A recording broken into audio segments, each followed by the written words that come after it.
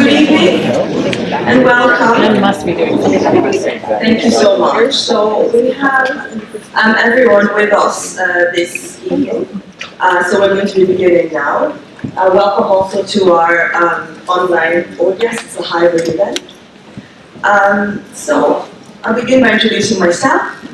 My name is Ikpe. I'm Director of the African Leadership Center here at King's College London, and I'm also a Reader and Development Economics University. It is my distinct honor to welcome you all in the room and online to King's Africa Week 2024. I'm very proud to say it is the 6th one in the series. I can hardly believe it.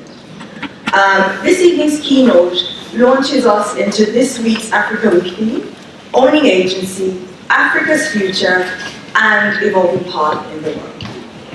Over the week, we will collectively engage on this theme through a wide range of fascinating conversations, panels, exhibitions, performances, and film screenings with participation from all the faculties at King's College London and our partner institutions in Africa, Europe, and the rest of the world.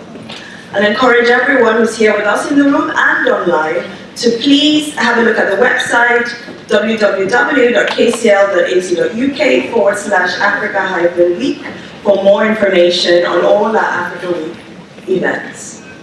This evening's opening keynote is titled, Is African Agency for Sale, for Hire, or Self-Renewal? How can Africa shape the UN Summit of the future?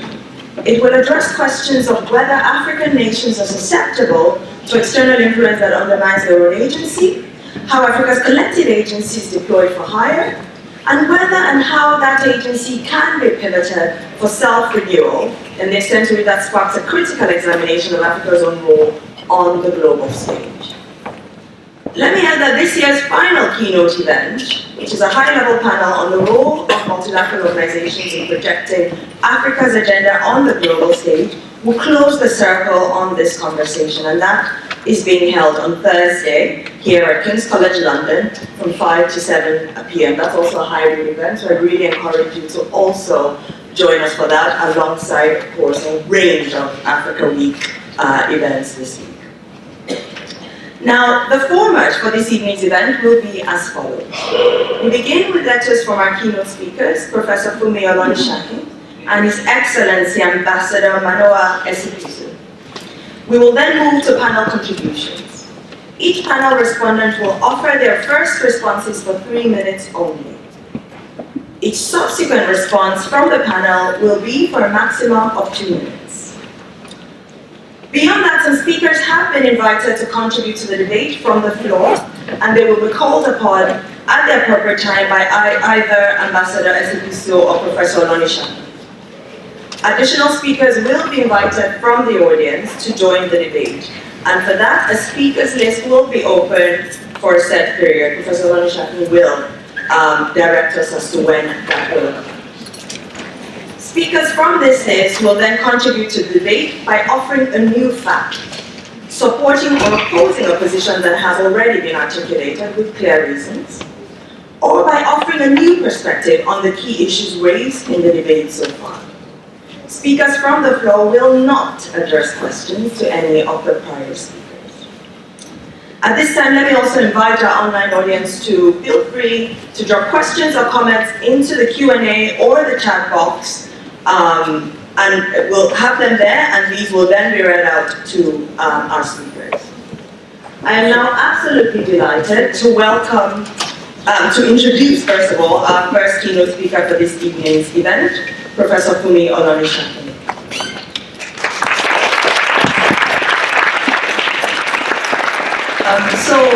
Allow me a few words, and can only afford a few words, to introduce this really outstanding individual.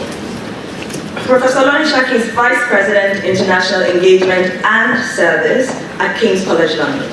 She's also Professor of Security Leadership and Development at the African Leadership Center in the School of Global Affairs at King's College London. As Director of the Center, it's a great honor to have her be part of our team. In her role as Vice President, Professor Olonisakin facilitates the deployment of King's assets, including knowledge, scholarship, and talent, in service of society. She does this locally, nationally, and internationally to enable transformative and lasting impact. Producing knowledge that influences change beyond the academy has been at the heart of Professor Olonisakin's research work and life as an academic. She has positioned her work to serve as a bridge between academia and the world of policy and practice. Her research has been shaped by her interest in deepening understanding of why civil wars relapse and the drivers of youth violence and exclusion in the developing world. More recently, she has sought to explore the interface between leadership, peace, and security as a basis to unpack and understand the big transnational problems that confront the world today.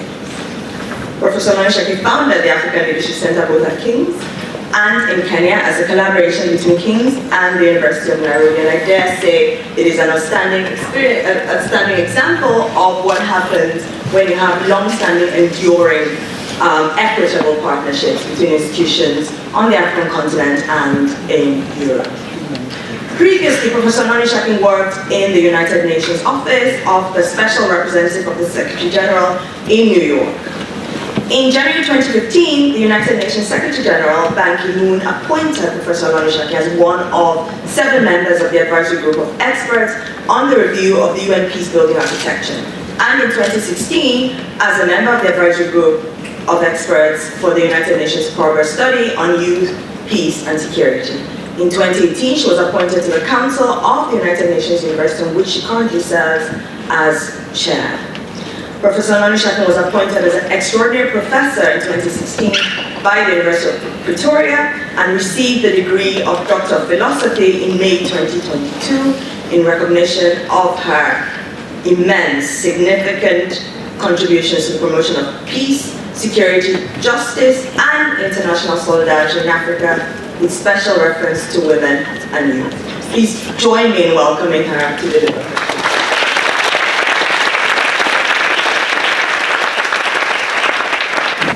That was very embarrassing. I thought I should come here and give the keynote, but to have my colleague do me the honor of introducing me that way is a great pleasure. Good evening, everyone. But let me begin first and foremost to do a bit of protocol. I want to welcome you here, Excellencies, distinguished colleagues,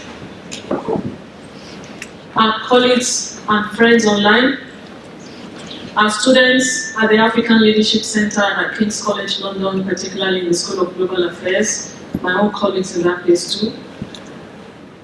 Allow me to recognize, first and foremost, and pay tribute to His Excellency Ambassador Manoa Esipisu, who's my co-host this evening. Ambassador, thank you so much. You will hear his bio later. But I also want to welcome in our midst this evening a host of people. The Ambassador of Zambia to the United Kingdom, Her Excellency Ambassador Mazoka, welcome. Ambassador Linda Scott, Excellency Ambassador of Namibia, you're welcome, and we commiserate with you on the loss of your eminent, foremost leader. We realize that you took some time off to do the needful. You're welcome back to the meeting. Dr. Excellency, I should say, Dr. Kaede Fayemi, who needs no introduction amongst the African Leadership Center scholars because he's a visiting professor here and alum of King's College London. You're welcome. Likewise, Professor Yusuf Mahmoud needs no introduction. He's also a visiting professor here. My colleague, Shoban Yoni, who you'll see on the podium later, will be well introduced, the Executive Director of the African Leadership Center. Let me recognize other visiting professors and associates. Professor Aaron Rainsberg, former Vice Chancellor of the University of Johannesburg, who's a life fellow here at King's, a visiting professor. But our leading practitioners also need no introduction to our students. General Martin Luther Agwai, and Dr. Fatima Akilu. They're all in the audience, but our students know them and have interacted with them. Ms. Bisi Adele Fayemi, also in the audience here. But I want to welcome the most recent addition to our leading practitioners, Dr. Pisa Besije. He's in the room here, and those of you know him as Uganda's former foremost opposition leader. You're very welcome to King's College, London. Now, let me also recognize in this room our special guest who will be giving a keynote on Thursday, and that is Madam Anna Tete, the UN Special Envoy for the Horn of Africa. She's present in this room as well. You're welcome. Welcome to King's, your first time.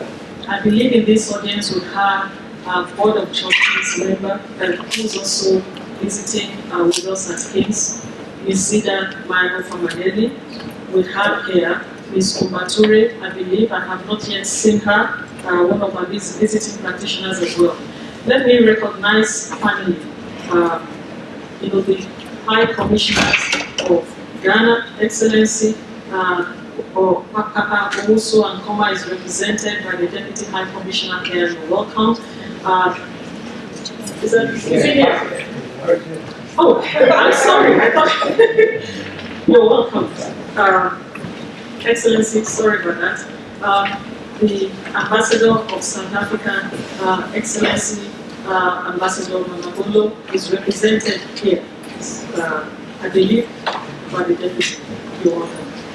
We have also representatives from the embassies of Morocco. I think the political councillor is here. You're welcome. I'm from Algeria. I think the cultural attaché from Algeria is here. And I will continue to do this all through the evening because I know in typical form I would have left out one or two names. Now, let me begin. Oh, and I knew I did that. I'm beginning to see my list. And should I apologize. Excellency Ambassador Johnston Musinye, High Commissioner for the Republic of Rwanda. Good evening. Thank you. Excellency Mrs. Sarah Afule Amani, the High Commissioner for Cote d'Ivoire. Good evening. Yes, I think I've now pretty much done the needful. But as they say in our countries, all protocols observed. Now let me set the tone. My opening keynote is meant to set the tone conceptually and intellectually for this evening's debate. And you've already heard from my colleague that this culture of debating is one we want to take seriously. We will not bring people to King's to just help us, sit on stage whilst people fire questions at them. We want people to think deeply about the challenges we're putting in front of you and to contribute to this debate. That is why those who will contribute to the debate will come on the podium.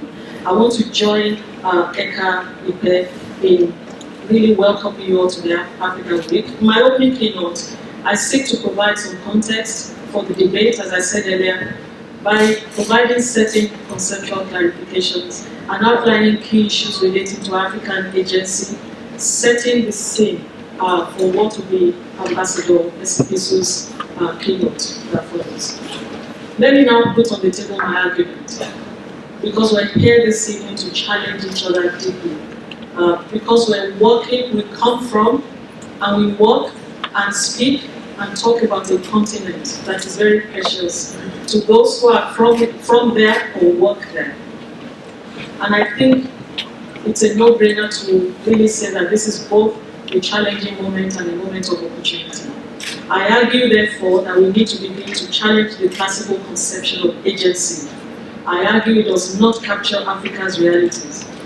What's more, what I describe as the sale of African agency undermines and stalls the renewal of Africa's agency and the renewal of the continent as a whole, I guess. But at the same time, I want to submit that renewal of Africa's agency is possible, even at this moment of turbulence in global affairs. there's an opportunity to reposition Africa in a global order that is in flux. So one of the first things I will do 4 things. And the first thing I'll do is to really look at the prevailing context in which the idea of agency is being explored. What does that context look like? It's a context in which there's momentous change. Some of the things we're seeing now are reminiscent of things we might have seen several decades ago. We hope not that it will not be as extreme, but the rules-based international order is being challenged to the core. The institutions established to maintain international peace and security globally, if you like, the United Nations, and regionally, especially the African Union and ECOWAS, they appear to be on the back foot. We have seen how failure to defend established norms, when directly challenged or undermined by members, and perceptions of double standards in particular, in applying declared norms, we've seen how they're eroding global and regional governance. This is the crux of the matter. And we can think of so many examples of this among global institutions and African regional organizations. We now see how Africa's once coveted normative framework, including its continental peace and security architecture, seems to be at odds with today's reality. And what to do about that is partly what we're debating tonight. And it's not going to be the last word of this, but it's worth reflecting on. But at the same time, within this global disorder lies an opportunity for internal renewal and global repositioning for Africa. Reclaiming Africa's agency, and I really use the word reclaiming, because that agency was not always absent in that sense. Reclaiming Africa's agency will require both introspection and proactivity on the part of African leaders across all spheres. It also means an interrogation of the structures shaping intra-African affairs and the terms of engagement of the emerging global disorder. This must, however, begin with acknowledging that African agency is caught in an uncertain and an undecided space, if you like, involved. The uncertainty is really pronounced by the ambiguities about how Africa's voice is projected, how African-led ideas travel, how the continent's human and natural resources are leveraged, and the patterns and terms of Africa's engagement in the global arena. But it is also the case that Africa's engagement in the global arena is strongly mediated by established frameworks that connote particular forms of agency and norms of engagement. Challenging these established ideas and reversing the patterns is the issue that confronts any effort to consolidate or convene Africa's agency in its multi-dimensional forms for renewal of the continent. So, I said I'll do 4 things. I just set the context broadly. But I want to make 3 key arguments here, which will reinforce what I said at the start. The first is that the classical conception of agency in global affairs does not capture Africa's realities, as I said earlier. That classical view of agency in international relations places Africa in a bind, and it limits the influential expressions of agency and possibilities of renewal of Africa's agency. Of course, as students of IR here, those of security studies, understand this, that when we talk about agency in international relations, we talk about the state, essentially. We talk about agents of the state, and particular kinds of agents of the state are often spoken about. If we sit in the Security Council, we can look at the 3 members that represent Africa as though they will be projecting agency for Africa. I question this very strongly because of the structures that underpin this. Traditional ideas of agency, I suggest, are inherently problematic, making it difficult for African agency to be acknowledged in international relations. Some of our colleagues who are student study, Africans and non-Africans alike, have more or less debated some of this. And Beswick and Hammerstead will tell you that it is the case that African international relations, that in African international relations, scholarship on Africa tends to concern itself with the way in which marginalized poor and weak African countries are acted and impacted upon by great powers and international institutions. And in a sense, sometimes this sense of victimhood tends to just dominate the debate. We've seen Brown's work, very elegant, work that talks about African international relations as dominated by a concern to explain how Africa has been governed, shaped, and marginalized by external actors, as though Africa itself does not have agents or actors that marginalize the people. And this is where I want to take us in terms of thinking about agency differently. The challenge with the state and elite-centric view of agency is that where governing elite and people are not at one, right, it is difficult to transfer agency between them. It is not a two-way flow of influence. And I'm not suggesting by any account that there's a two-way flow of influence always in the United Kingdom and the United States. We'll see what happens in this space. But today's conversation is about Africa. The time has come to examine African agency through an expanded interdisciplinary lens. And we have done some work in this area. But I especially like Alex Ntun's work, and here's what he said. It is essential to distinguish between agency for the continent in broad international affairs and agency for specific groups of Africans. In many cases, agency is expressed as resistance, what many external observers dismiss as mindless spoiling, because enhancing agency for elites is in direct tension with agency for the marginalized and disenfranchised. This is the question that I think we need to reflect on carefully. Jonathan Fisher does an interesting thing too, because he reinforces this notion and goes as far as to situate this as a distinction between the meaning of agency and the meaning of what is African.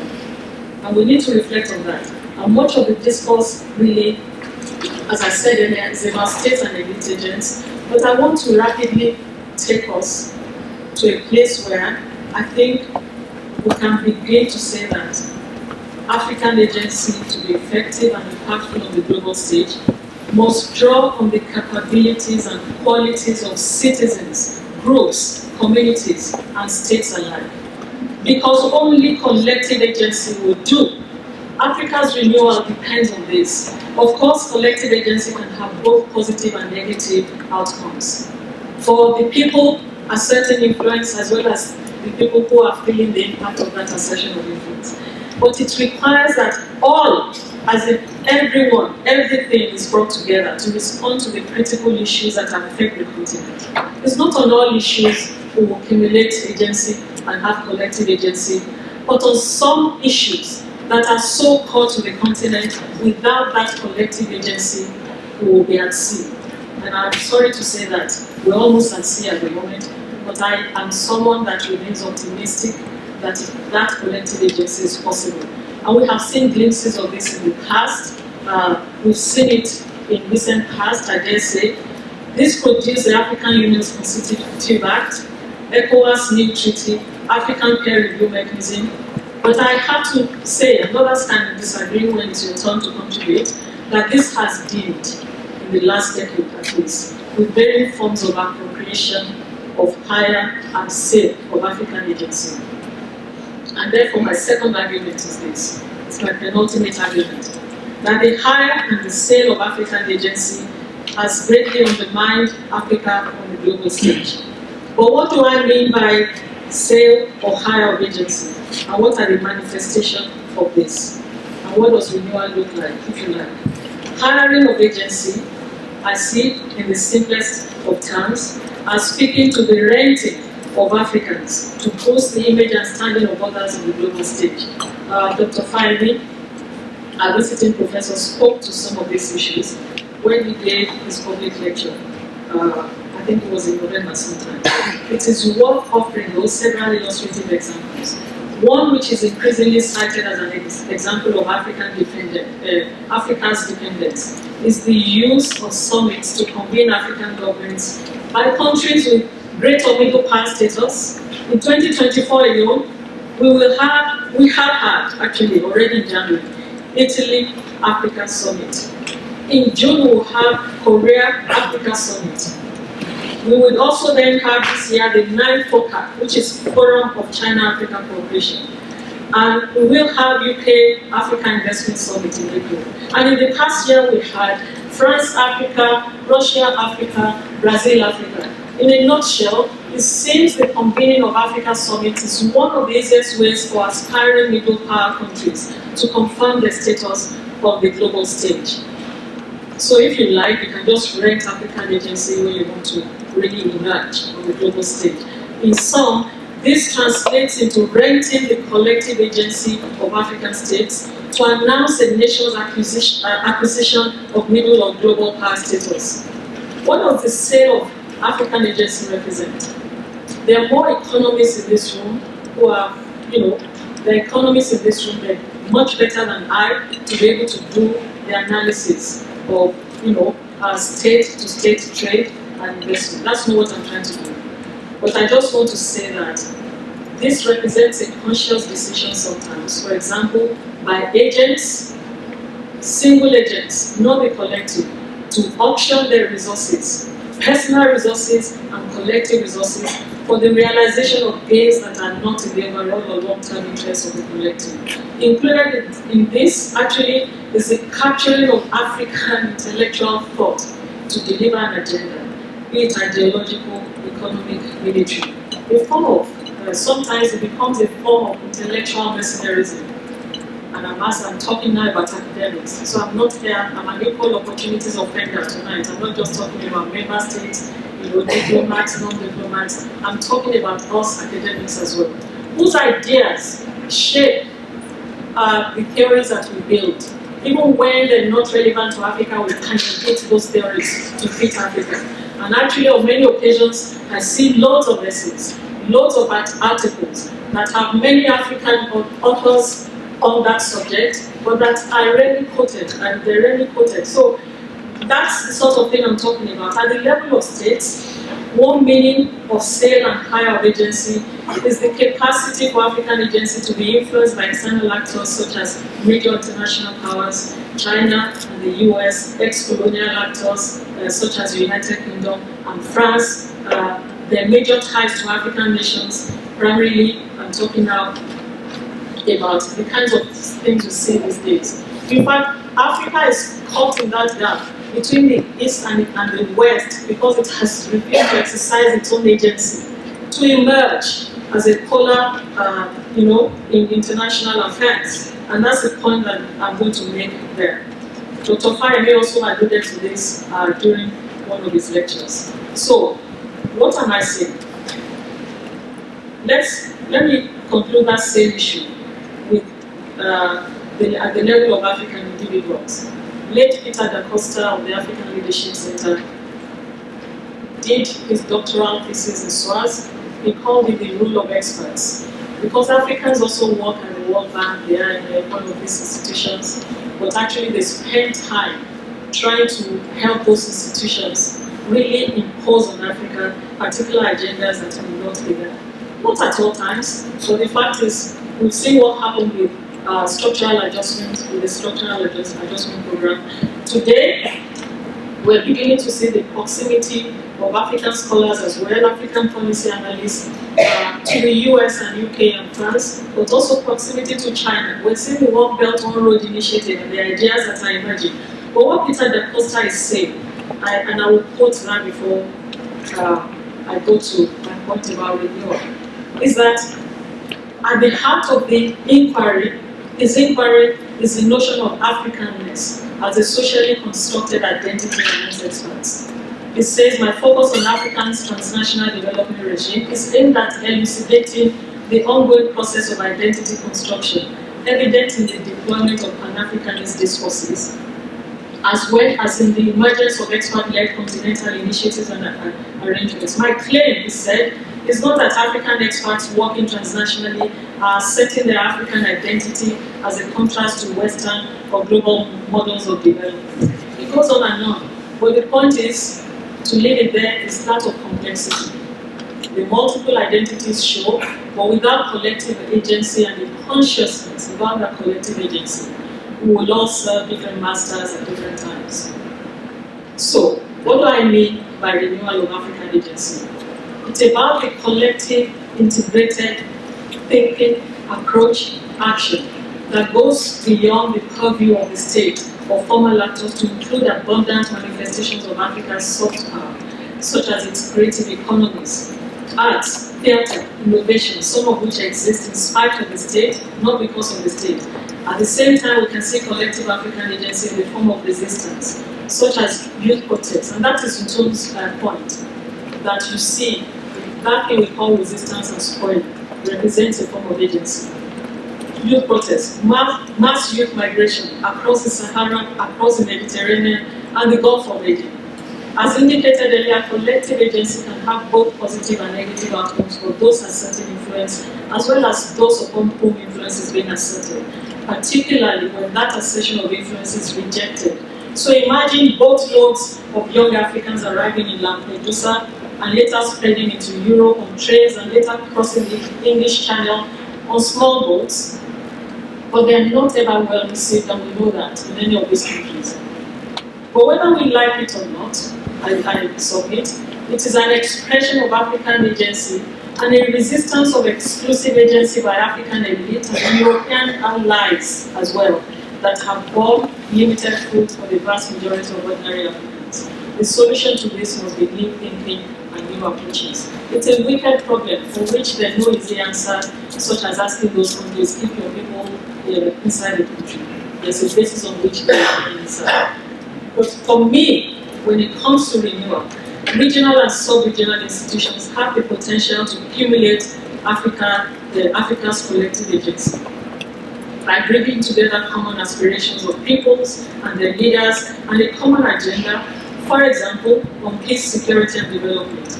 As I said earlier 2 decades ago, the African Union and ECOWAS in particular held the promise of collective agency, and they successfully accumulated their common aspirations through sound normative frameworks.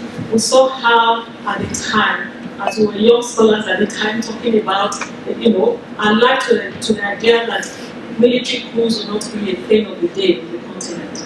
And we had the new African Union's Constitutive Act, we had the African Peace and Security Architecture, and ECOWAS, through ECOMOG interventions in Liberia and Sierra Leone, they set the basis for what became a responsibility to protect, and a new treaty in 1993. But we've seen how R2P itself has been appropriated in different ways. It's not for me to go there today. But today, what we see is a share of these collective agencies, with ECOWAS and AU unable to stem the tide of military coups, and the latter losing play of its members. And therefore, one question to consider as I begin to wind this down is whether we can have collective agency when captured or semi-captured states seek to lead multilateral institutions. What's more, can representatives of regional and sub-regional institutions who were not elected by the citizens act as an agent for the collective?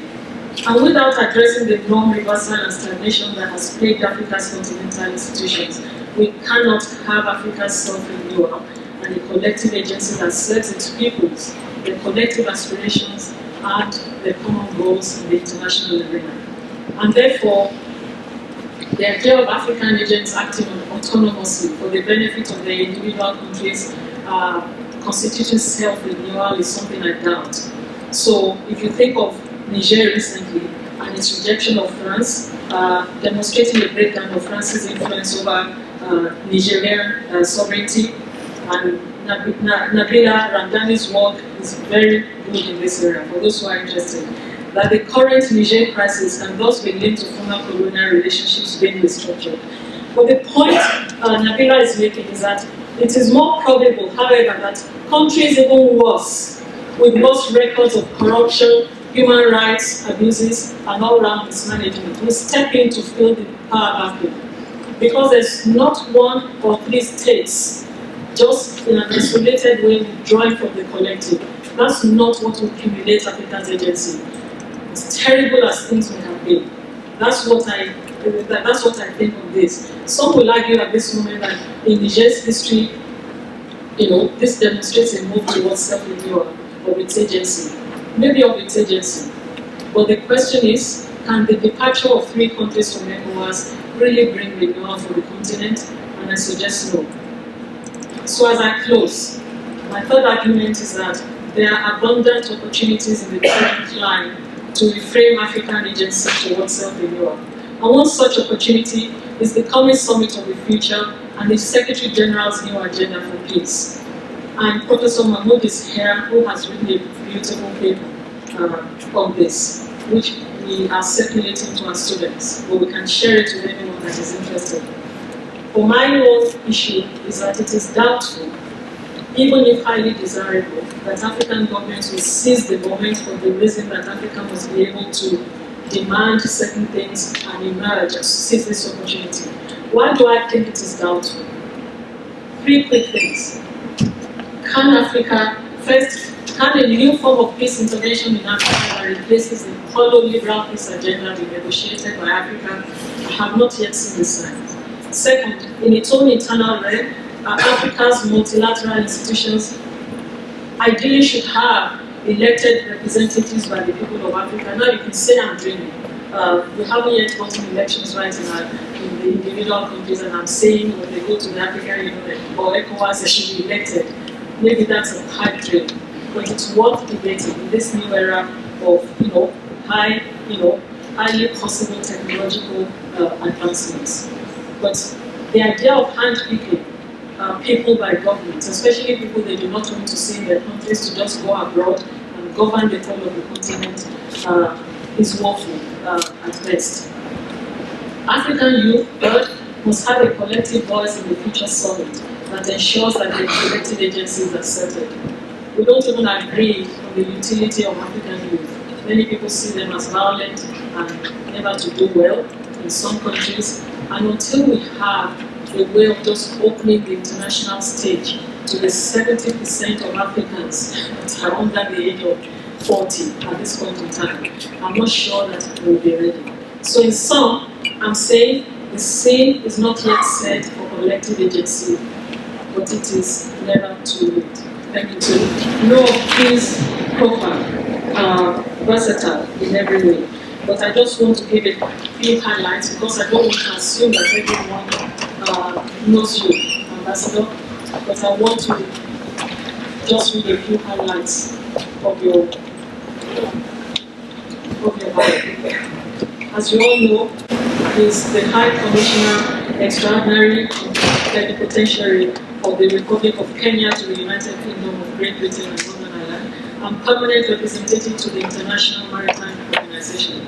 He's also Kenya's chief diplomat to the Commonwealth Intergovernmental Family of the Commonwealth Secretariat, Commonwealth Foundation, and Commonwealth Executive. As Kenya's top diplomat in the UK, he leads a team dedicated to strengthening bilateral relations around the 3 pillars of security and defense, mutual prosperity, encompassing trade, investment, climate change, sustainable development, and a host of other things, including diaspora affairs. He's overseeing a significant upturn of Kenya's fortunes to become the go-to country in sub-Saharan Africa and a significant player in UK-based intergovernmental communities. Amongst a whole range of things that he's done, I think it's worth highlighting that Ambassador Esipisu is one of Kenya's best-known media public figures and has had a long, distinguished career, first as a journalist, journalism trainer and mentor, before growing into an astute communications and public affairs personality and diplomat and an international public servant. I dare say that there are many people from journalism and media background in this room today, several.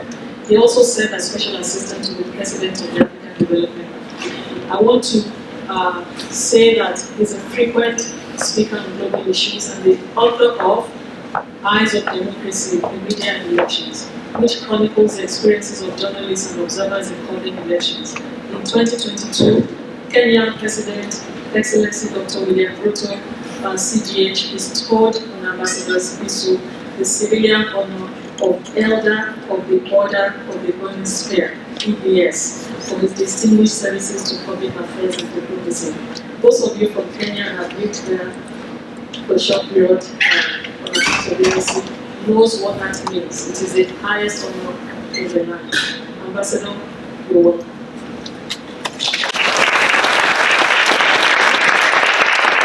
I'm sufficiently embarrassed. Thank you for the introduction. And thank you for setting the tone for the discussion this evening. Good afternoon, Excellencies, ladies and gentlemen. Let me start by thanking King's College and the African Leadership Center for hosting this important event and an important discussion of our times during an important week here at King's. It's a real pleasure to see so many distinguished guests, colleagues, heads of mission, leaders in government, in academia, in business, and of course, the student community. I'm delighted that you are able to join us. Our mandate as ambassadors and high commissioners from Africa is to begin to think of African agency outside of the usual narrow channels. In fact, I dare say that is the instruction we have. It seems to me that the best way to do that, after such an elaborate introduction of the subject, is to reflect on a number of clear examples in the recent past that will demonstrate the points I'm trying to make. Let me begin with Ambassador Martin Kimani, my compatriot and permanent representative of Kenya at the United Nations in New York. As many of you know, he is an alumnus of King's College, supervised right here for his doctorate by Sir Lawrence Friedman. Now, he caught the world's attention when he spoke against Russia's invasion of Ukraine.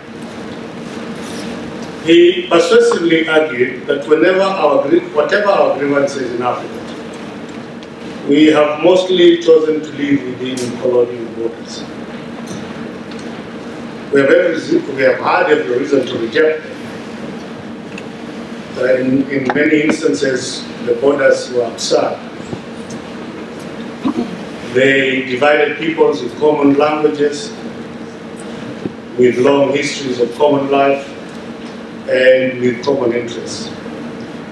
The Kenya-Tanzania border divided the Maasai, for instance. The Kenya-Uganda border divided the Luhya speakers. The Kenya-Ethiopia border divided several communities, and so did the Kenya-Somalia border. In fact, this border's division was so ridiculous sometimes that at one stage, the Vice President of Kenya and the minister in the presidency in Uganda were brothers. So one Kenyan, because one Ugandan, because their land was on each side of the border. One fell into the other country. So Martin argued that this ridiculousness was not reason enough to reject borders themselves. We have learned via the bitterest experience before and after independence that the only lasting way to resolve disputes of this kind is by common consent. But where even common consent cannot be agreed, it is better to continue to trade and talk across borders, and better to wait until the time is right for a fresh attempt at unity. Have we always lived to these ideals? I'd say an emphatic no. We can look back on some of the serious failures we've had in this respect, and perhaps the most obvious one was the partition of Sudan. We all know how that turned out. But it could be fair to say that we have lived up to the determination of the founding fathers of the African Union that borders once established could not, should not, and must not be changed by force. Ambassador Kimani's example, in my view, is an exceptional use of African agency for three reasons. One, because of course it's timely. Second, it had thought deeply about the history of Africa. And thirdly, when the time came, it was ready to go. Additionally, it was both obviously correct, and it serves the African interest. In my view, these are qualities that our agency in foreign forums should aspire to. First, that as Africans, when we speak, we ought to speak sparingly, yet decisively. Let us not scatter our energy or credibility talking big but delivering small. And we need to ensure that we speak and act when we have a decisive advantage to do so. Second, let our African agency depend not on foreign theorizing or on foreign experience. The safest base for our agency is our own history and our reflection on it. That's why Ambassador Kimani was able to intervene decisively. His speech had the ring of authenticity and truth, and he spoke what he knew, and he reflected upon. Let me add that this was an important moment because it combined two essential aspects of good agency. That it was both right and the self-interested aspects also counted. Excellencies, ladies and gentlemen, I want to discuss another example that meets the criteria I've set above. That is South Africa's intervention at the ICJ in the matter of Gaza. Again, it is rooted in African experience. We know from bitter experience that conflict can consume entire societies.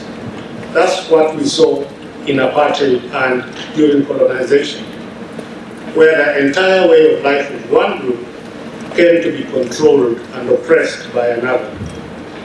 The intervention by South Africa was just, sympathizing with all those who have suffered through it and looking for a just end to this crisis. We can still say that South Africa's attempt to solve the problem by law is better than the alternatives bandied around. And of course, it is in the interest of ourselves, the parties to the conflict, and humanity as a collective. Ladies and gentlemen, that does not mean that it will succeed. It means only that when Africa acts, it should take South Africa's intervention here as a model. Let our agency be rooted in our experience. Let it be just, and let it advance our interests as well. And it has to come at the right moment, at the moment when we can make the most difference. And now, ladies and gentlemen, let me consider the third example. Every time we meet to talk about climate, we meet in hope and urgency. Urgency because the threat of climate change is real and accelerating. Hope because the answers to the crisis are within our grasp. It's no secret that we have contributed least yet are most vulnerable to the impact of climate change. From heat to drought, to erratic rainfall, to erosion, the harm across our ecosystems and economies is enormous. So I want first to celebrate the recent success of the Africa Climate Summit convened in Nairobi by President William Ruto. Leaders from across Africa gathered to think hard about one of our most pressing common problems. We are pleased that their reflections have given a clear plan for Africa. When we go out to protect our planet and to preserve Africa's riches, we will now work from a clear, agreed, common plan. In my view, that was another fine instance of African agency. Too often, we go out into the world disunited. We lack a clear, common position. We lack clear, common goals. And we lack coordination. So this common plan at the Africa Climate Summit does not solve all the problems at once, but it shows what can be done when agency is united. A common plan means that we can speak more forcefully than any single African country could on their own. A common plan means that we don't waste scarce time or money pursuing incompatible plans. And a common plan, especially in a matter as important as climate change, means that when it comes to settling terms, each of us gets the terms the strongest of us can negotiate. Now, joint positions depend on common, accurate knowledge. If we don't know what our brothers are planning or what their priorities are, it will be much harder than it should be to find common ground. Now, there are many ways to reduce or manage our differences for the good of our agency. And I want to mention one. Common training in policy would be one important one. We often find that one of the most serious barriers to successful joint action among Africans is not our differences in language. It is not the differences in our regions or our religion or identity or whatever for that matter. The stumbling block to many Africans is our very different ideas of policy. One might think that greater national protection for goods and services is important, while another might think that we should deal with partners even when they insist on freer trade than we might be comfortable with. But without sitting in the same room or using some medium to rationalize your thinking, then everyone is acting really much on their own, and the continent is not achieving the goals it should. A very important but long-term way of dealing with these and similar policy problems is alignment via education. We now have serious joint policy discussions in our regional groupings, and we now have various climate groups sharing information with national and subnational governments right across the continent. And we have a lot of education and research institutions bringing people together for these discussions. It is something that we think should continue to flourish. We need to tighten these links and to share information and common positions as much as we can, because only then will we make sure that we have eliminated most of the policy friction and that we are working with the best available resources for our policy. And what do we do with African partners? We share interests with many in the global south. Many want fair trade, climate mitigation, a voice in the making of the rules that govern relations between themselves. But they don't have the reach that they need. So we'll say, let us stand with them. Faith in multilateralism, so the idea that the world is best governed by discussion in institutions where every voice is heard. But make sure that that voice is not hijacked by mercenaries. Make sure it is an authentic African thinking about African problems, and make sure that Africans themselves agree on the issues that they want to bring on the table. Ladies and gentlemen, these suggestions are no guarantee of success, but if we let our agency be rooted in our experience, and if we let it be just, and if we choose the right moments to act, and institutions in which to act, then we will have made the world a better place. We will have honored our heritage and the ancestors to whom we owe our freedom, and we would have made agency and one in which renewal can start to flourish. Excellencies, ladies and gentlemen, let me close by stating the obvious, that Africa needs stability, that we have no nuclear powers, and that we know in a world in which might rules, we start at a disadvantage. So we really have to think properly about how we want to move forward. Respect for sovereignty, for rules, and a commitment to law rather than force in the settlement of disputes. These, ladies and gentlemen, are principles that are both right and in our interest, and we must never lose or cease. We must never cease to defend them. We must never cease to be in a position in which we start to protect the ideals that will help move the continent forward. I thank you very much for listening.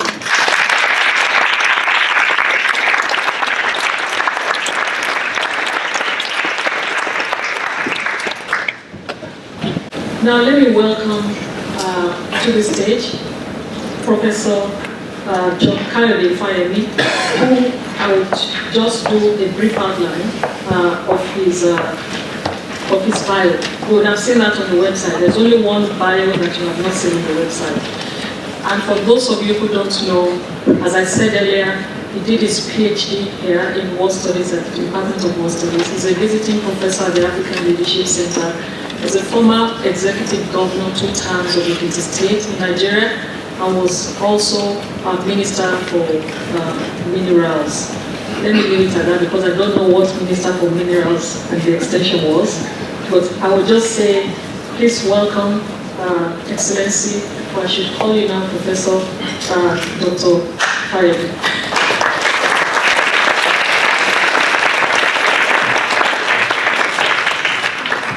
I want to invite another of our visiting professors and one of our leading practitioners of the Practice of Leadership program, the senior advisor at the International Peace Institute. But what you will know him for, and this man was my mentor at the United Nations when he was directing, my goodness, a really busy heart of political affairs. He still made time for me as a young African at the United Nations. He's former Under-Secretary General and has headed peace operations in Burundi, Central African Republic, and Chad. And prior to these assignments, he held other senior United Nations positions, notably as UN Resident Coordinator in Guyana, Director in the UN Department of Political Affairs, which was when I met him, and Head of the Office of the Under-Secretary General for Political Affairs. He was also a member of the UN High-Level Panel on Peace Operations in 2015. And in 2019, he led an independent strategic review of UN peace operations in the Democratic Republic of the Congo, MONUSCO, pursuant to UN Security Council Resolution 2463. He wrote that excellent article that I mentioned earlier. Professor Yusuf Mahmoud, please. There's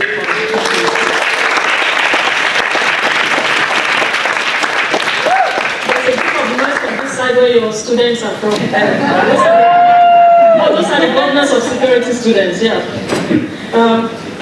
Now it's my great pleasure to introduce Her Excellency the High Commissioner for the Republic of Zambia, Ambassador, as they call you, Chichi, is that right? Yes, Mazoka. With over 30 years experience in the communications sector in the areas of business development, executive leadership, strategic partnerships, and co. This is another example of the versatility of the people here. Prior to her diplomatic appointment, she managed regional communications and stakeholder relations for the South African Broadcasting Corporation, Esipisu, after having launched and led the corporation's funding and partnerships department, coupled with operational experience. She started her media experience in Zambia. And you can see that she actually had this area of expertise too, in addition to diplomacy. She holds a BA degree in broadcast journalism from Howard University in Washington, D.C., a master's in media management from the New School in New York, most of you are familiar with that, and an executive management development program from the University of Stellenbosch. Let me welcome you to the stage, but I'm now going to read from my phone. Now you can already see Ambassador Scott, that we did some Googling. This is how this came about. Excellency Ambassador Linda Ann Scott is the High Commissioner of Namibia to the United Kingdom and Malta. She was appointed High Commissioner of Namibia to the United Kingdom in December 2018. She's simultaneously Namibia's High Commissioner to Malta. As a young woman, she was involved in anti-apartheid activities with the church, from which she went on to lead, which then led to her studying politics and anthropology at university and later teaching English. She joined the Namibian Ministry of Foreign Affairs in 1990, when she was posted to London and then to Cuba. In 1995, she was PA to Netumbo Nandi Ndaitwah, I'm so sorry about that, then the Deputy Minister of Foreign Affairs, and who was rapporteur to the World Conference in Beijing. And now, it's a pleasure to welcome you. We will make sure we have your bio on the file for next time.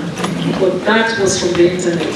And I would therefore, last but not least, my colleague, the Executive Director of the African Leadership Center, who leads our continental office and leads actually the whole of the ALC from Nairobi.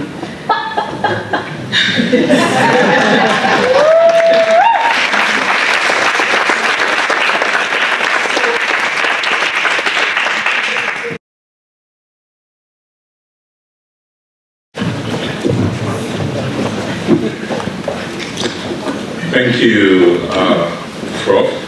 It's a delight to be here this evening to join the Africa Week, my first. I know it's been on for 6 years, but I've been away from this part for over 30 years now. It's good to be back.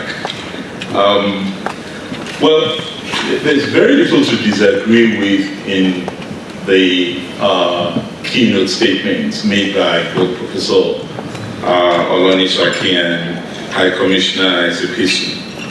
So mine would just be more in the form of maybe questions as to how to really strengthen agency, Africa's agency, particularly at a time of global turbulence, because it would appear to me that a lot of the turbulence that we see around the world has been refracted back to us in Africa. And the challenge is whether we just sit down there as recipients of that turbulence, or we treat it as an autonomous space that would enable us to decide how we want to respond to it. For example, we took the statement by Ambassador Martin came absolutely correct. And this was how the founding fathers of our state responded. Because at the time that decolonization happened, we were largely recipients, beneficiaries of the UDHR and the right for self-determination, which was promoted by a number of countries post-Second World War. And it is that global order that is disintegrating as we speak, that post-1945 global order. So, if we're going to respond to it, we can only respond to it as a collective. Yet, if we look at the post-Westphalian notion of sovereignty, it's one that deals primarily with nation states. And what nation states often promotes is national interest, not collective interest. And competition often sabotages collaboration. And we've seen it on a range of fronts, even on our continent. That's one issue to deal with. The second for me is the challenges that we have had with liberal democracy on the continent. Because the time that we appeared, we were able to come together in the period of independence, when our leaders pushed that huge Pan-African agenda, and also in the immediate aftermath of the democratization process, post-90s, early 2000s, we had African leaders come together, visionary leadership that produced the Constitutive Act that Professor Olonisakin talked about, NEPAD, the African peer review mechanism, the norms that are now being challenged, all came through that concerted effort led by visionary leadership. But where is that visionary leadership now? If you take what happened at the last African Union Summit, as an example, the most critical issues confronting Africa were not even on the agenda.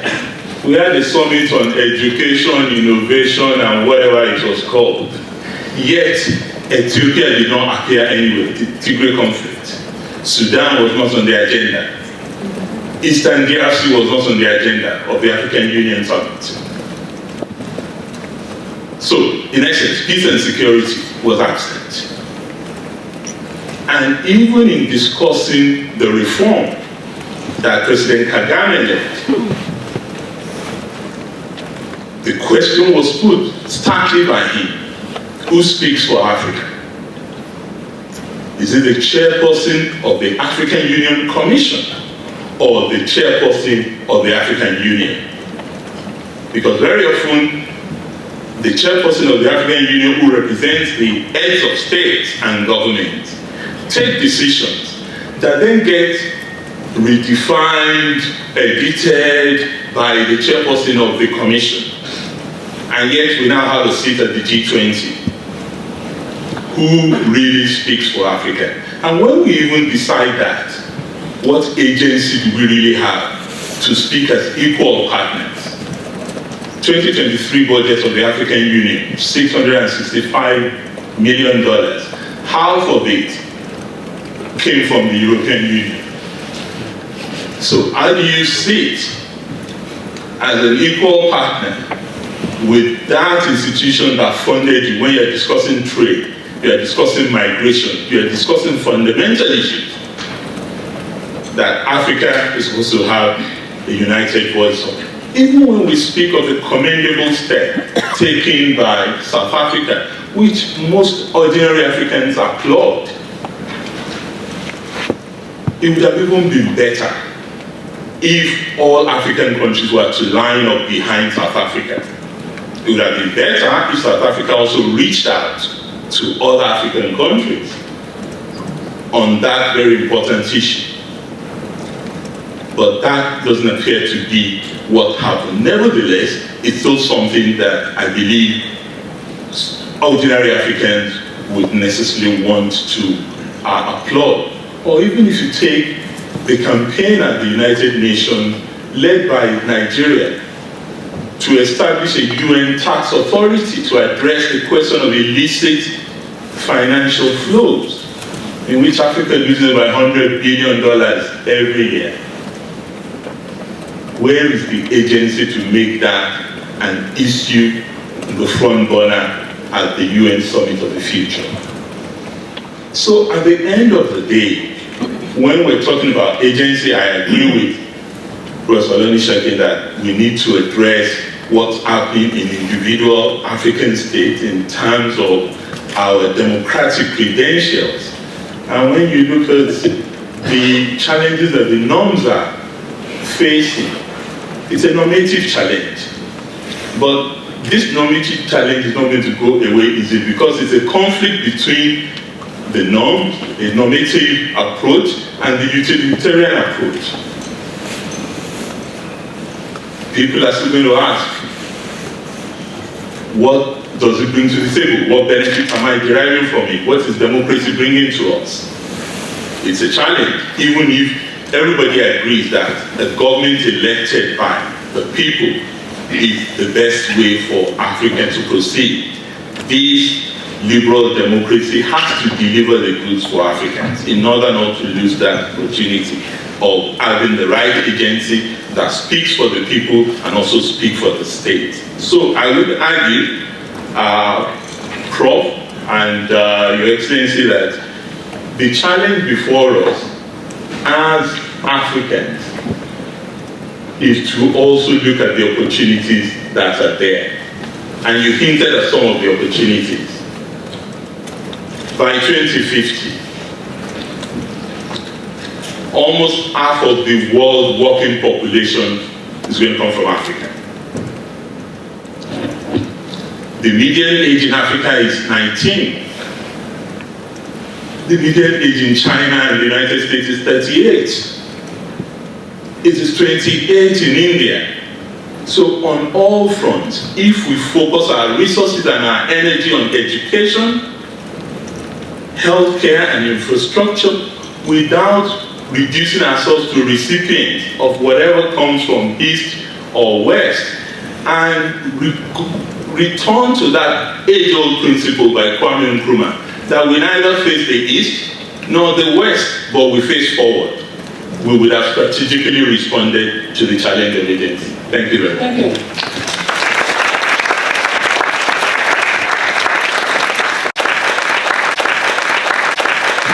Thank you. Thank you.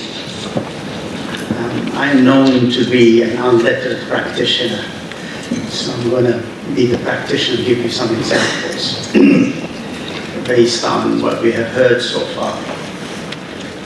Professor Funmi said, in order for Africa to exercise its agency, it should engage, quote, into introspection and proactivity. Let me add two qualifiers. I would say genuine introspection and smart proactivity. Let me just give you an example of genuine introspection, building on what Dr. Funmi just shared with us. In the last summit of the African Union that took place last February, there was indeed some introspection and some condemnation of illegal grab of power, and some condemnation of the use of coups to move, recognizing that ineffective governance is the bane of the continent's peace and security challenges. However, there was no reflection in the summit of legal measures to exclude political opponents from democratic processes and how they twist terms limitations to perpetuate those who are in power, and I'm sure the examples are multiple. So introspection is key, but should not be selective. Proactivity. We need indeed to be proactive. We live at a time when the dominant structures, normatively and operationally, are under stress. And there is a reluctant acknowledgement that these dominant structures are vulnerable. Something is coming to an end, and something has yet to be born. And it is in that interregnum that we need to exhibit agency, but to exhibit in a smart way. Let me give you an example. As you know, there is this body called the Security Council, which I call the Insecurity Council, for all kinds of reasons. It's a myth. It's not an institution for collective security. It's an institution for selective security, if you know what I'm talking about. The Security Council generously, finally, said we are going to finance Africa's peace support operations, which is a euphemism for the use of violence to secure security. It's hallucinating the contradiction. In the UN, we call it peace enforcement. Can you imagine peace linked to enforcement? It's a contradiction. The African group, the A3, worked very hard to get it. But there are two things, two traps in that generous, quote-unquote, concession. One, that these financing from assessed contribution will be on case-by-case basis. Second, it's only financed up to 75%. Now, who's going to decide on those little details? Where is the money for the 25% going to come from? So in other words, the Security Council of the United Nations, having failed to use peacekeeping for sustaining peace, finally acknowledged maybe when it comes to the use of violence, it's better to second it to the African nations, because they have higher tolerance for dying as a result of using violence. When in fact, peace, and this is speaking to the normative, we have been trained to link the fortunes of peace to the presence or absence of conflict. And so we have adopted that normative framework. And we forgot from our history, our context, that peace is a constant, perpetual quest. Peace never arrives. It's always arriving. And when you take it for granted, you lose it. And then you have all kinds of pressures to recover it. So, proactivity, yes, very important. These are liminal times of thresholds. Something is coming to an end, and something is waiting to be emerged, and this is the time to exercise agency. Very important. But we need to be careful not to be directed to actions or opportunities or initiatives that unwittingly extend the expiry date of something that is about to come to an end. So exercising agency is very critical in these times. Let me, one last example, speaking of Ambassador Kimani, in that statement, Ambassador Kimani said, when Russia invaded February 2 years ago, he said, multilateralism tonight is on its deathbed. And simply because we have believed multilateralism as a state-centric form of cooperation, and we have neglected we the peoples.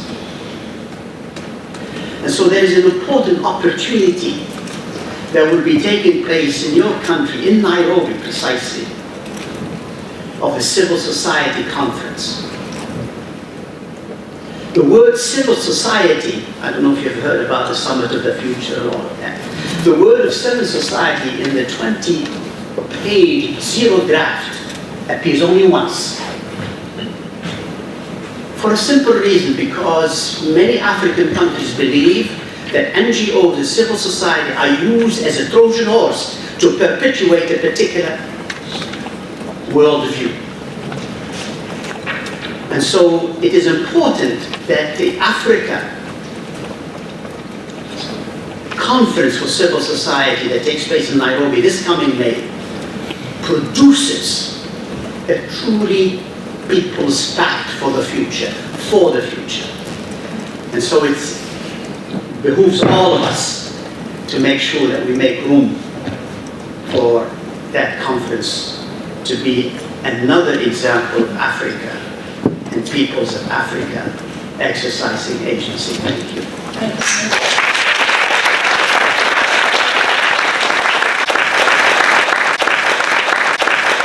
Thank you. I'm going to read the minutes because I see you're keeping time. So I need to make sure that I comply. No, but thank you to King's College for inviting me to speak at this very extremely poignant week-long engagement around the continent. Is Africa agency for sale, hire, or sold? How can Africa shape the UN Summit of the future? And to agree with my previous colleague who spoke, there is not much to disagree with, but maybe some nuances here and there. The debate around this theme really remains important to us as Africa, considering the continent's colonial past, which has left some residual sentiment of the continent as a passive actor that came up before and a minor player, which kind of connotes a sense of lethargy. However, if we look at the idea of African agency as the idea of African individuals, communities, and nations acting autonomously, making choices and influencing outcomes in their own lives and environments, I'm not so convinced that agency can be bought, hired, or controlled, maybe influenced by external actors, because it is an inherent aspect of our rich history, culture, and diversity, rooted in our resilience and inspirations of our people. It's in our DNA. Agency is in our DNA. Maybe one of the questions that could be asked is Africa being snared or trapped? Africa for sale. We have definitely, there's no doubt about it, experienced ebbs and flows since independence, making most of our countries vulnerable and dependent on assistance from quote-unquote developed countries. And in spite of our many challenges, our economies, many of them, do remain resilient, with average growth projections outlook, at least for 2023-24, at 4.1%. This alone should encourage us as a collective. The new multilateral global order allows for a shift of focus onto international regional groups and organizations, that has been said before. Africa's rise can be seen as intertwined with the rise of the African Union, theoretically, NEPAD, and many other essential regional bodies, which offer us a platform to participate internationally as a collective, coordinate our development programs, and ensure solidarity amongst our nations. But we must be adequately recognized, and that's a tone for us to set. The united multilateralism enables us to pursue higher goals and taking a rightful seat at the table and contribute to these negotiations that happen. A good example are the resolutions that were made at the recently held summit at the AU, and the formation of the Africa Club. It's an alliance of African multilateral financial institutions aimed at establishing a comprehensive African Union of financial architecture reforms. So the Africa Club seeks to propel the African economic agenda on the global stage, addressing the shortcomings in the current financial systems. So there are opportunities for us to collectively come together to change the narrative and have it work for us. If what's on the other side hasn't seemed to quite take us where we want to go. But the agency lies with us. Africa not for hire. Our agency cannot and should not be hired or rented out. Or partnerships and collaborations with international actors can contribute to our development and progress. They must be based on mutual respect, equality, and shared objectives, rather than exploitation or coercion. A renewed conversation and different terms of engagement are required. We have to be the ones to set the tone for that. Our self-renewal. A renewed sense of African agency requires a renewal of the minds of African nations and communities to reinvent ourselves, overcoming historical challenges. I know it's easier said than done, and seize opportunities for growth and transformation. We have the human capital to do just that. And our human capital is young, vibrant, and hungry for knowledge, technology, and new ways to live as global citizens at home on our beautiful continent. No one would want to leave the continent if they didn't have to. Granted, external factors can and must play a critical supportive role in Africa's developmental journey. They must recognize and respect our agency as central to the process of building a better future for the continent and her people. And again, we must set the terms. There must be a new world order around this financing. The financial orthodoxies were inappropriately developed and applied on the continent, as we all know. In this regard, the BRICS countries established a new development bank as an alternative for developing countries, our own solutions to our own problems. Africa has been insisting on the reforms of the United Nations systems and pushing for a UN focus towards development issues, as well as demanding the greater representation of African countries on the UNSC. Support in that area from friends are welcome. A new partnership framework with former colonial powers is required, not paternalism or neo-colonialism, not dependency, but collaborative efforts led by the African agenda.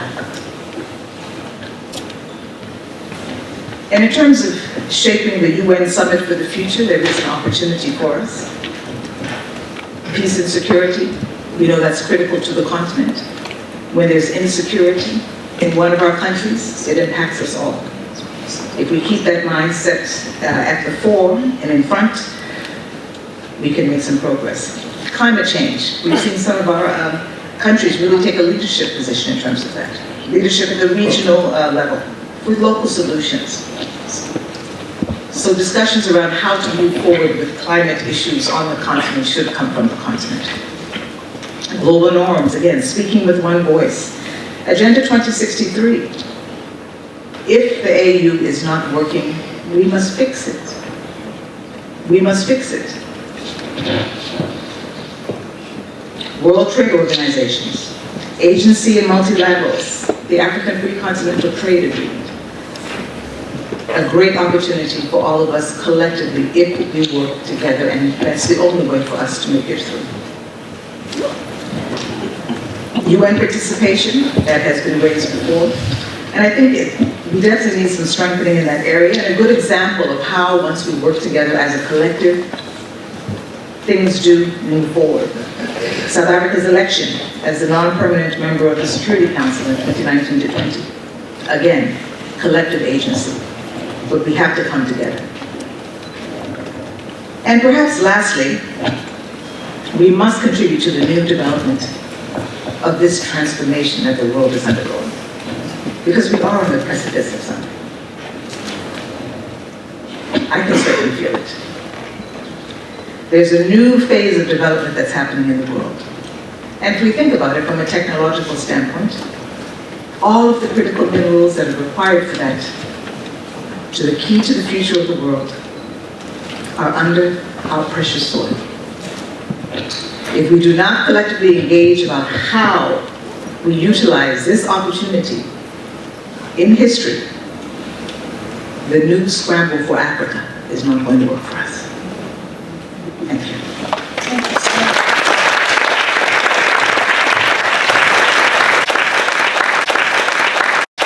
Condolences. It's been a very sad time for us all in Namibia, and we appreciate all the support that we've received from across the world. And I think the death of former President Mwinyi in Tanzania just highlighted where we've come from. Our president often said that he identifies himself and his ilk as the third wave of African leaders, because we had the first wave that,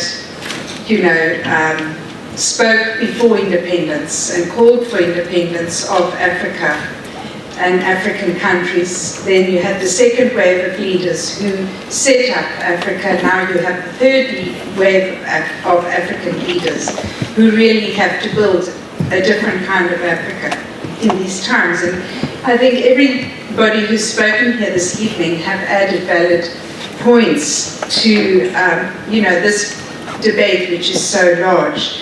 So I think I'll just focus on a few aspects of what the Namibia and Germany are the two chairs for the Summit of the Future, which is taking place just before the General Assembly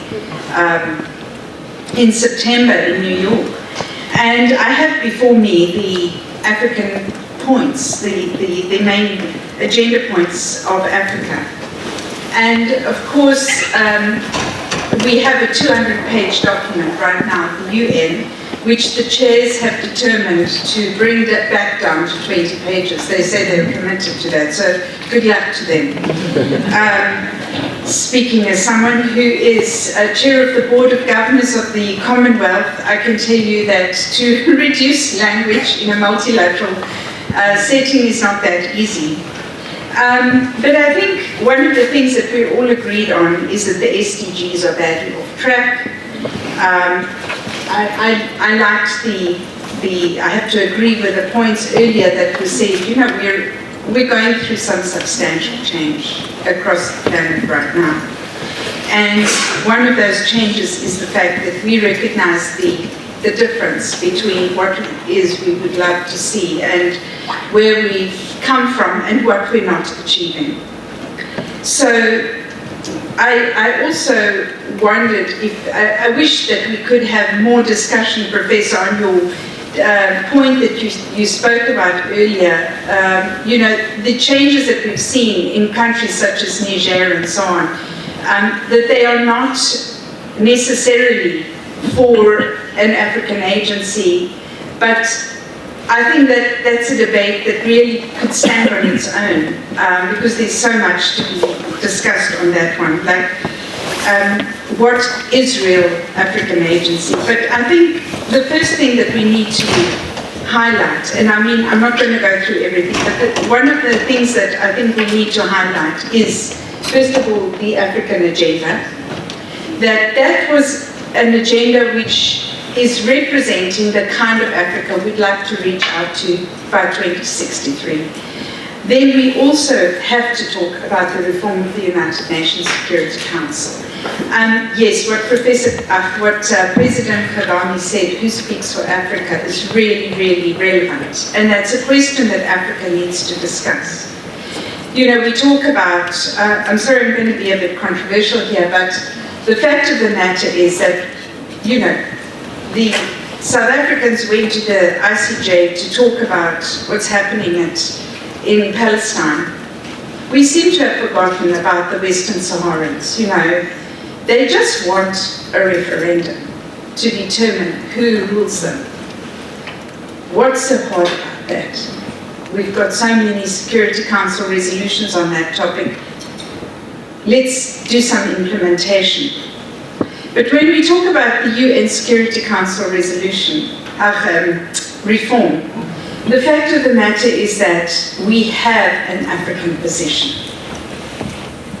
Can we as Africa not just say, okay, we have a position, please don't try to get us off track. We have all kinds of people, all kinds of groups trying to say, well, you know, Africa, we think you should do it like this. We think, why is it that you actually, who's going to decide who's going to speak for Africa?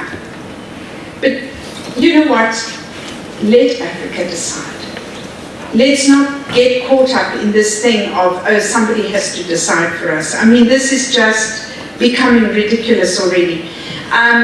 So ridiculous that this is my reading of the situation. We have a situation where in Brussels, the Belgians want to, most probably this is a simplification of the situation, but the Belgians are saying, we want to determine for the world which are Russian diamonds and which are the rest of the world's diamonds. In Africa, we have a situation where we are running our own diamonds, we are making sure that we have got some control of our resources, our diamonds. But guess what? That's not good enough, because now there's an excuse to use a focus on Russian diamonds to undermine the African control of its own diamonds, its own resources. And I think that's the kind of thing that we as Africans need to put our foot down on and say, sorry, but we want to make decisions about our own resources. And that's what Namibia has done, and I know we're not the only country, but in November last year we announced that we will no longer allow resources to be exported from our soil without having value addition. So those are just some of the topics that I think areas where Africa is taking agency and must take agency. I could go on a lot, but one of the things that I think we have forgotten about, and I think we've heard about this, is the whole education aspect.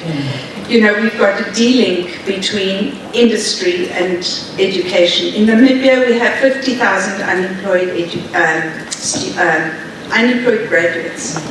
It means that there were parents who supported their kids through school. Those parents paid for their kids. The system supported them. Nobody failed in their job. Everybody did their job perfectly well, so that these young people came and they stood on stage and they got capped, or they got their degrees, etc. But the industry, the economy, there was something missing. So what has happened in places like Wales and other places in the world where you've had whole societies which have had to reskill, needs to happen in our own societies, and that should be decided by us. We need to decide, you know, what are the skills that we need? Let's go and look for them and let's bring them home. Just the way I think that the Koreans did many years ago when they said, okay, we're going to focus on this, and now we're going to, and they managed to reset their economy. So, and the last thing I want to focus on is the importance of including young people in our systems. You know, I started out in 1990. At the age of 25, I came to London to set up the High Commission here. And I mention this a lot, but I think that it's important for us to know that young people have got capacity. Let's not think that it's only us old folks who've got capacity. You know, it's time for us to say, right, young people, come and take up these positions and let's see what you can do. And let's hope the young people are like the young people in 1990 that did consider people like Kwame and Nkrumah as their heroes and as their leaders.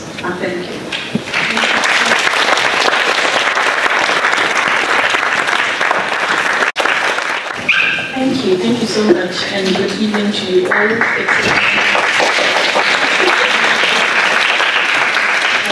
Excellencies, ladies and gentlemen, it's a pleasure to be here today. I must start with a disclaimer. I am not an excellency. I have never served in any government. I have not been an ambassador. I have, you know, worked in other spaces, and I hope my own contribution to the discussion will be from those experiences. In fact,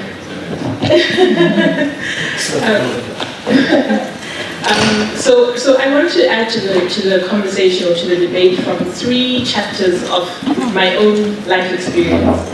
And 3 chapters where I would say I encountered African agency and saw African agency at work, and also its potential. The one chapter would be when I was a grade 4 or 4th grade student or learner in primary school, learning social studies. And our social studies textbook, I remember it was by, the publisher was Longman. Our social studies textbook was very elaborate about the Organization of African Unity at the time, the OAU, and also SADC with 2 C's from the region where I come from. I am what would be considered a born free in my country. I was born at independence. And I remember very vividly in social studies, which I really loved, hearing about the Organization of African Unity and what our forefathers and foremothers had contributed to by way of liberating the continent, but also in bringing together member states into what was at that time the Organization of African Unity. A second time is working in civil society in an organization where we worked with survivors of torture, torture by the state, and also survivors of sexual violence, and working also at a continental level with regional organizations towards policies that could be developed to support some of these individuals and some of these survivors. And then a third chapter is working as a secondee to the African Union that had put together a commission of inquiry in 2013 on South Sudan as a gender advisor, and interfacing with many women and girls who were survivors and victims of the conflict that had started in 2013. And so I think, as my own contribution, I believe that for self-renewal, we need a combination of new approaches, but that also reach back into the past, into what has worked, in order to realize the self-renewal of African agency. We've heard a lot about education, about civil society, about young people, but I think three specific areas. One is to recall where we are coming from. This very long journey of emancipation, of freedom, of self-determination for ourselves as a continent, but to connect it, to have a thread to where we are today. So Her Excellency Ambassador Scott talked about, she brought into the room, as have other people, those who led liberation for the continent. But I think what we miss, especially when we think about our regional organizations, is documenting chronologically what this history has been, right up until some of the struggles that we encounter today.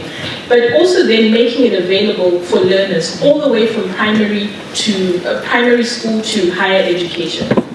The second thing, I think, is redirecting where and how we gather knowledge and evidence and data about Africa's agency.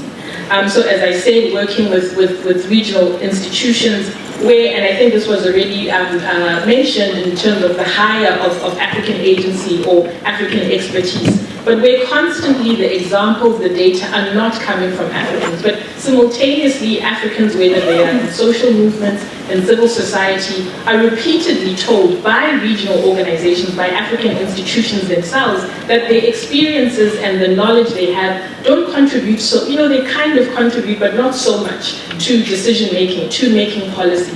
So I think that is a real area for Africa's self-renewal of agency, and making that data, that evidence of use to African researchers themselves, and surfacing the knowledge value of what our knowledge producers are actually doing. The last is deliberate. So we've heard about expertise and how this expertise is involved in different processes and different initiatives at various levels. And this is a conversation we've been having within the African Leadership Center. Professor Mahmoud, this is a conversation we are constantly having. And I liked that Ambassador Scott ended off on young people. But not only focusing on young people, but deliberately inserting intergenerational contributions into processes that concern the continent. So how we have mixed sets of teams or expert groups that are deliberately infused and inserted, whether it's a mediation process, a peace process, electoral process, but drawing also from previous experience, which we again are not doing so well. We tend to reinvent the wheel, but yet we have a lot of institutional memory, especially our regional institutions and organizations, but not making use of what has worked in the past. So I'll leave it there. Thank you very much.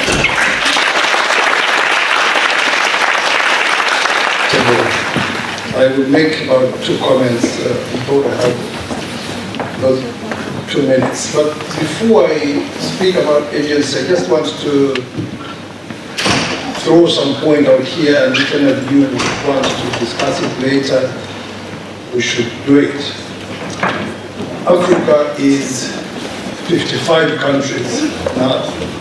It used to be 54 for a long time, then South Sudan, and now 55. China is one country. The United States is one. Russia is one. Canada is one. Australia is one.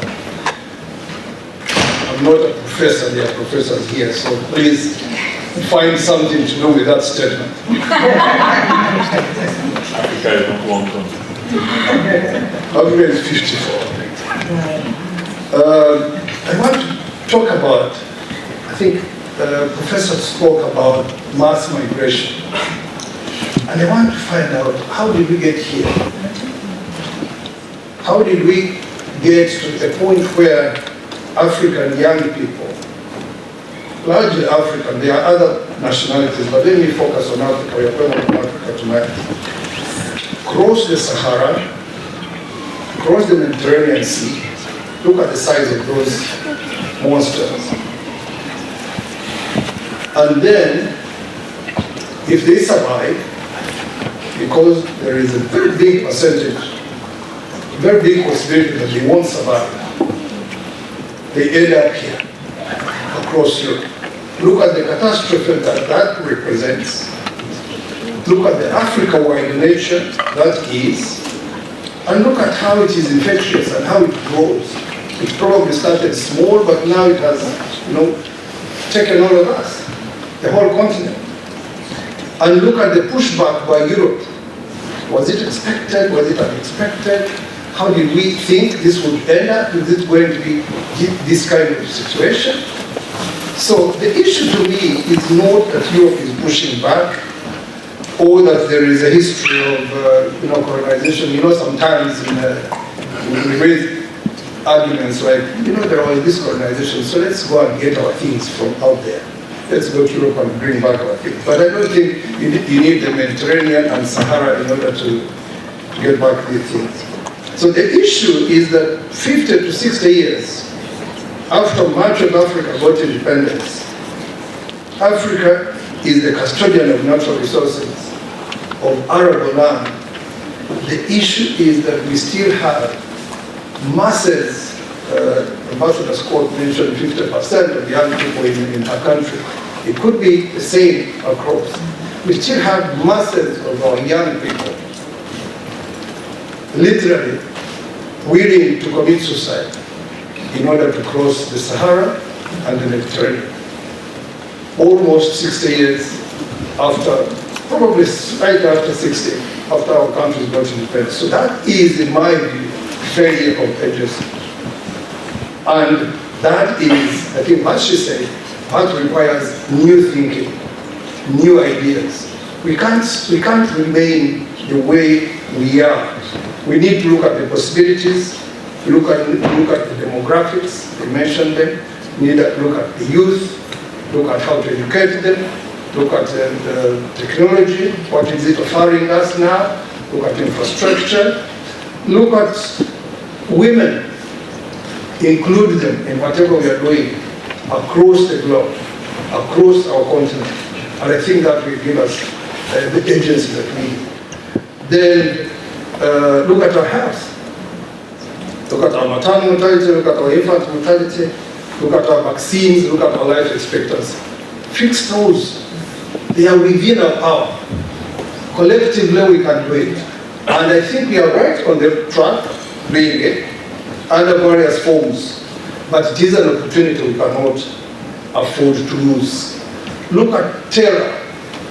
Terror, which used to be something foreign to the African continent, but now, it becomes terror, and the professors give it names, local terror, domestic terror.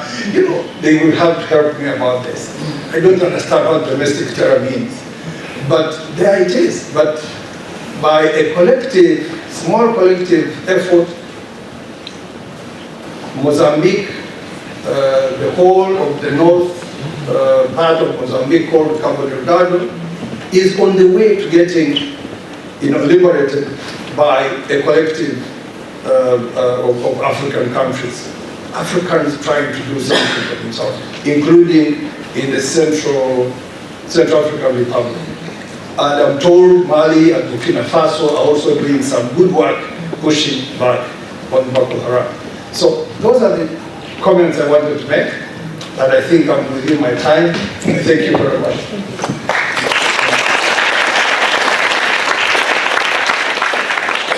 Thank you very much, Ambassador Thompson. May I invite Ambassador Senate?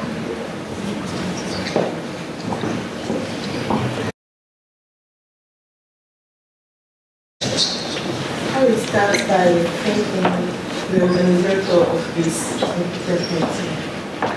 If we are all here, it's because we think that our continent is a very important one for us, and we are discussing when in a family before.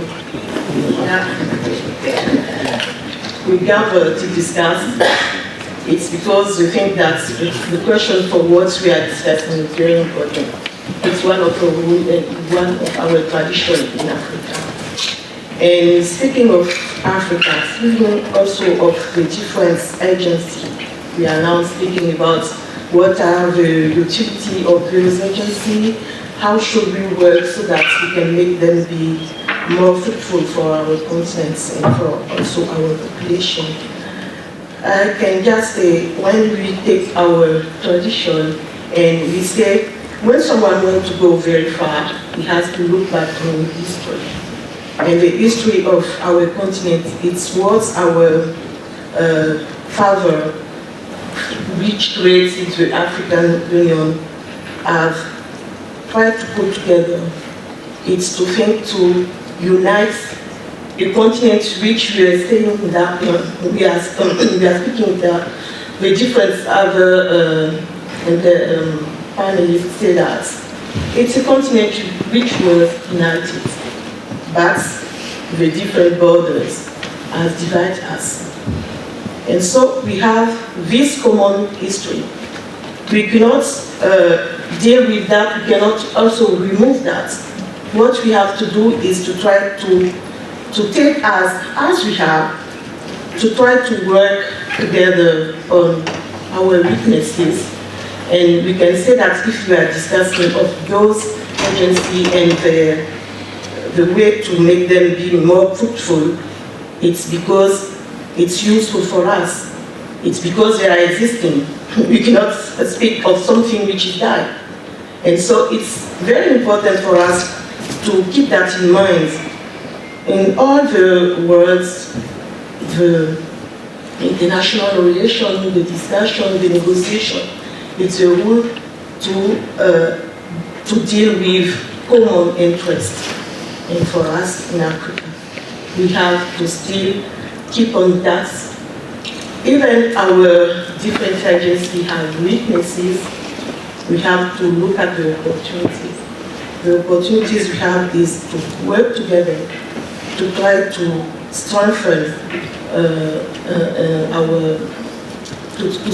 our organization. There's a lack of money, but there's not a lack of ideas, of opportunities. We speak of so many opportunities. The opportunities is our richness we have. We have the young of our population. We have also the richness of our different soil and economies. We have the country which is like a fiancé. All the different countries want to marry with that. We know that. We speak of all the different summits. One of the panelists speak of that. All the different countries, all the former colonizers want now to have specific relation with our countries. It's because it's a place to be. It's because we have a richness, and we must just try to focus on that and continue our work together, like they do in our country. We sit down, we discuss, we continue to discuss, we continue to work on what we think is more important for us. What is more important for us, what we say, it's education, it's empowerment of women, it's working on the reduction of the lack of technology in our country, but a technology which can be a tax for our different economy. The economy of Côte d'Ivoire is different from the economy of Mali, because we don't have the same richness, we don't have the same economy, we don't have the same geographical richnesses. So for me, I think it's a very important thing to have put this question in the agenda to discuss and to try to find new ideas. As the professor said, we have to keep forward and to go forward. There's a lot of opportunity, there are a lot of ideas we can put together just to try to strengthen our organization so that we can give also ideas to our different governments to try to work in the good way in the country. Thank you.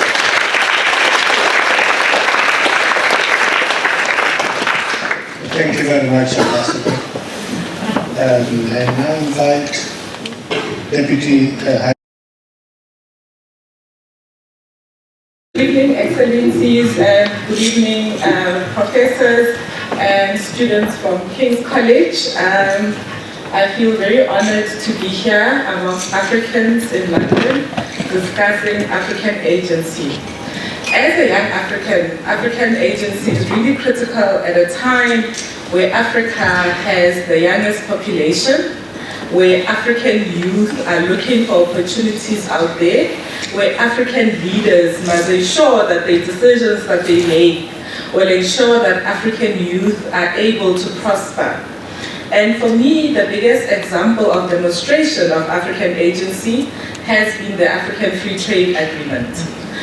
At a time where the world was disintegrating, Africa showed the strength of its agency. And I am a very proud African today, where Africa has united, Africa has decided it will trade with Africa, and Africa will industrialize, because the FCTA forces the continent to industrialize, because that's the only way the youth of Africa will prosper from now going forward. And I think the second point I want to touch on is what High Commissioner Scott said, that the young people of 2024, do we carry the same agency that her youth of 1990 carried? And High Commissioner Scott, I will guarantee you that we do. That we carry the same urgency for the continent, for young people, for ensuring that Africa prospers, that we still look up to the leaders of pre-1990, and we look up to you, the leaders that came after them, who are handing the baton over to us. Thank you.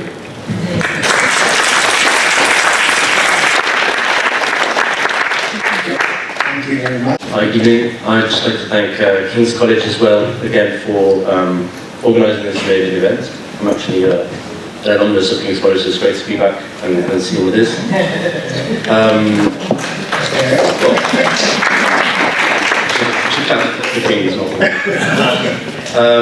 Yeah, I mean, very, very thankful for the discussion and for all the presentations and the points made.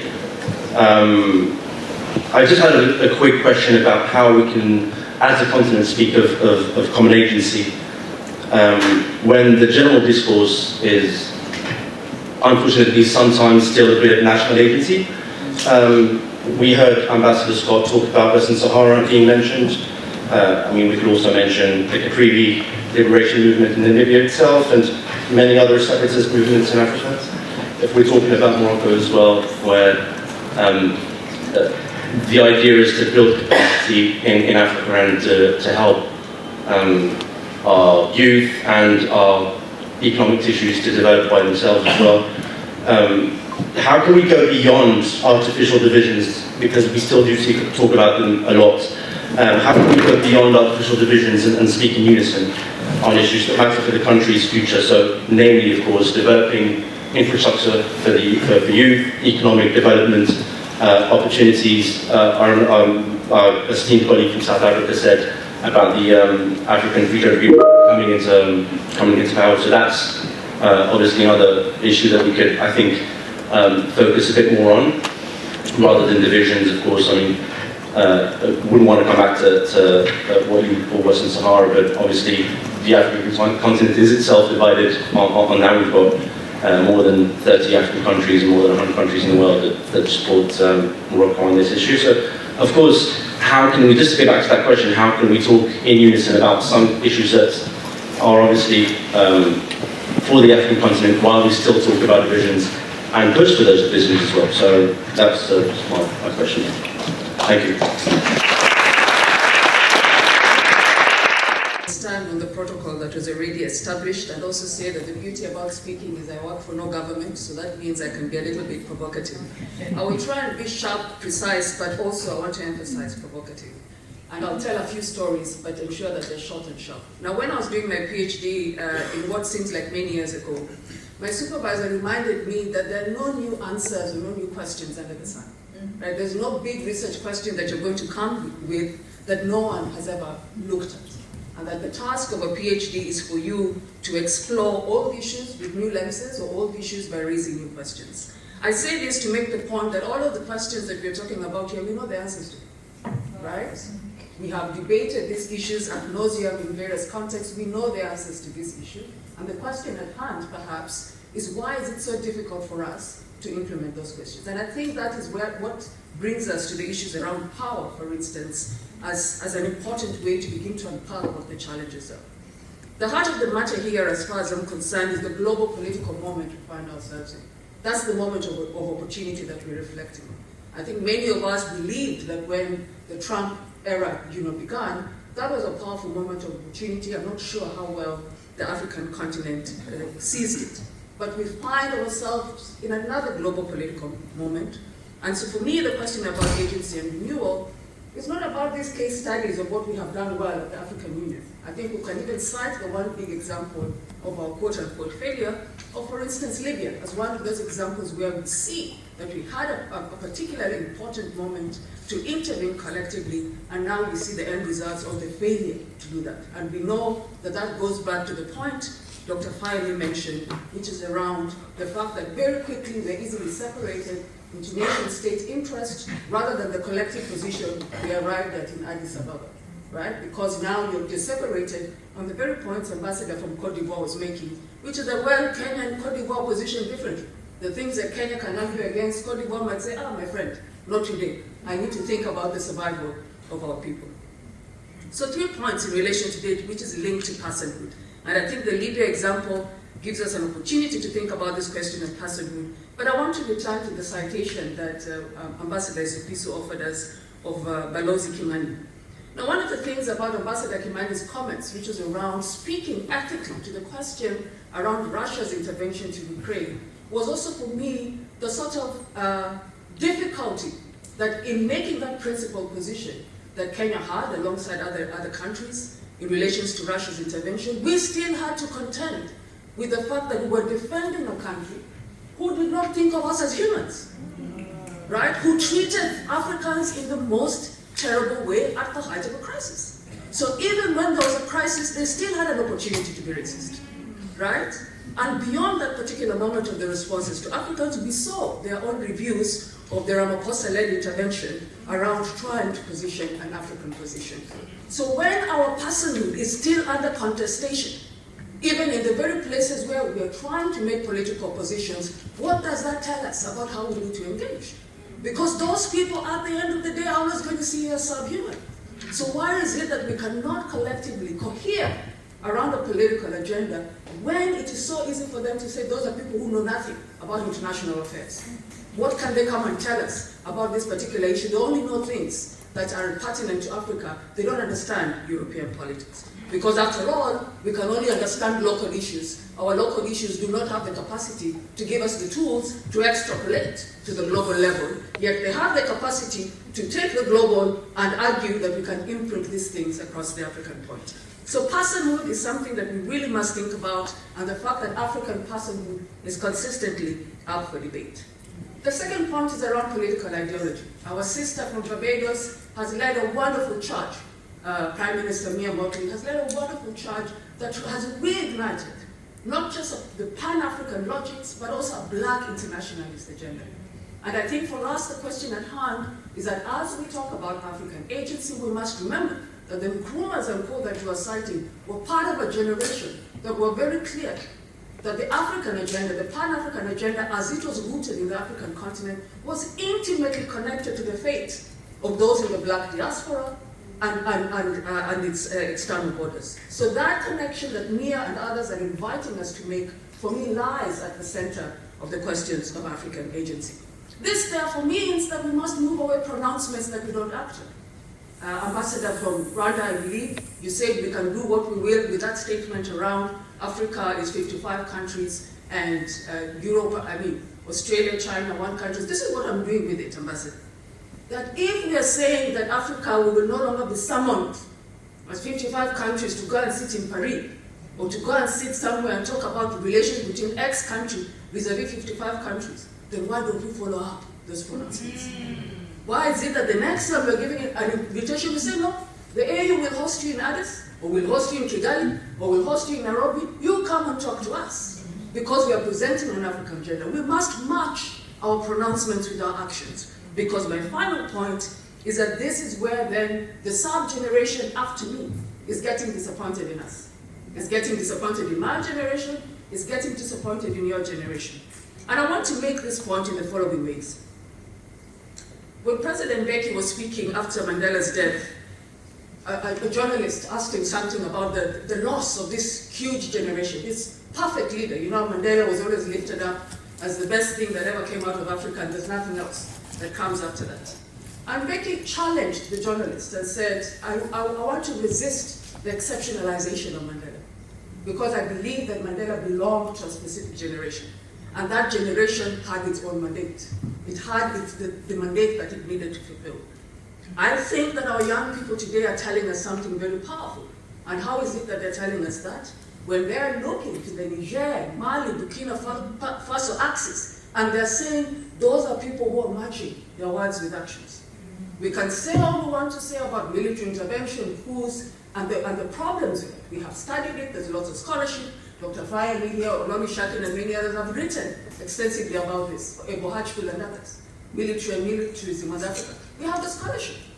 But if our young people are telling us, those people are actually doing what we've been asking for, they are matching their words with actions, the question I ask of you, those of you who are leading our institutions today, are we listening?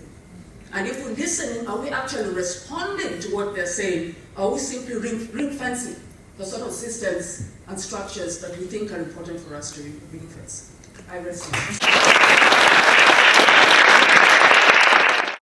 The format, I think, is exceptional as well, to be able to contribute to effectively a Pan-African roundtable on this very important topic that we exploring, a topic that sits at the very heart of catalyzing Africa's revitalization.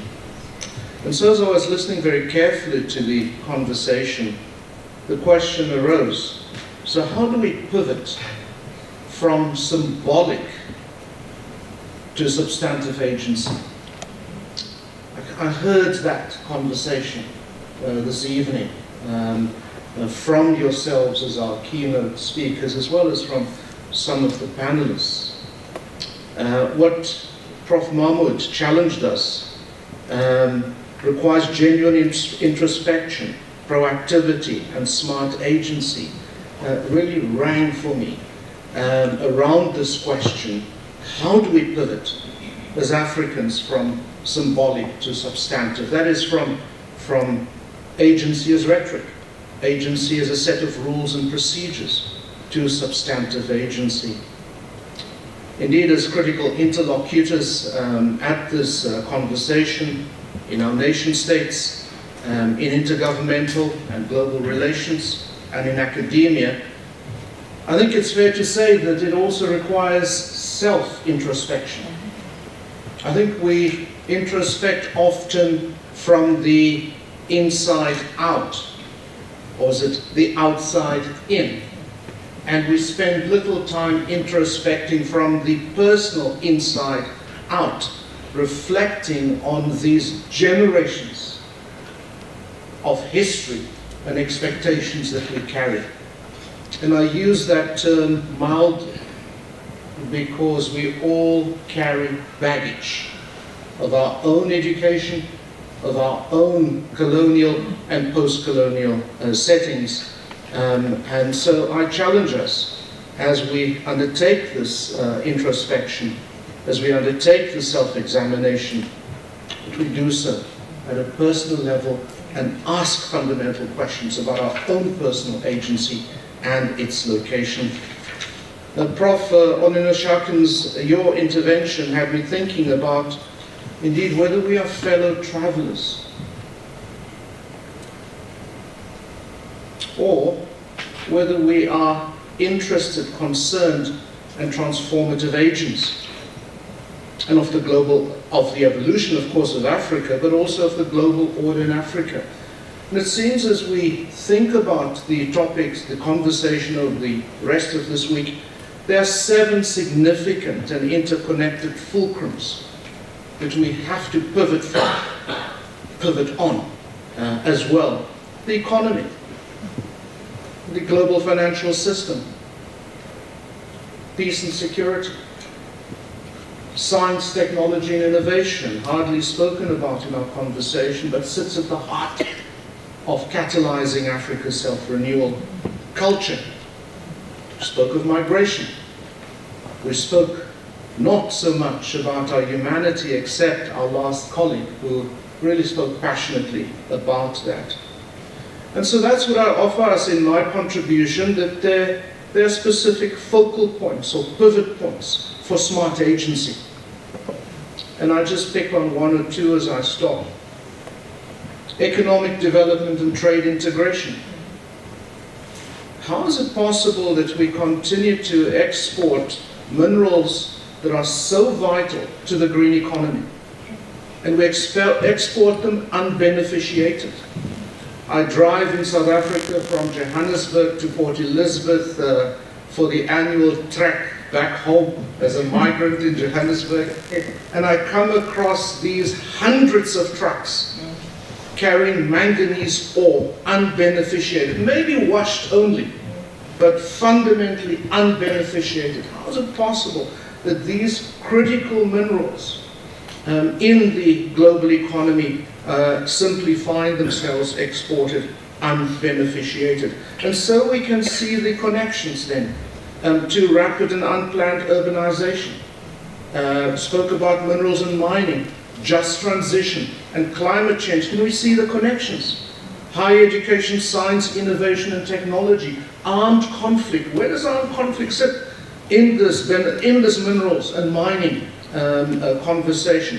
The African peer review mechanism, the African governance, and in particular the African Parliament. I pick on these as specific spaces that requires consideration, specific action in their own right, but recognition of the connectedness.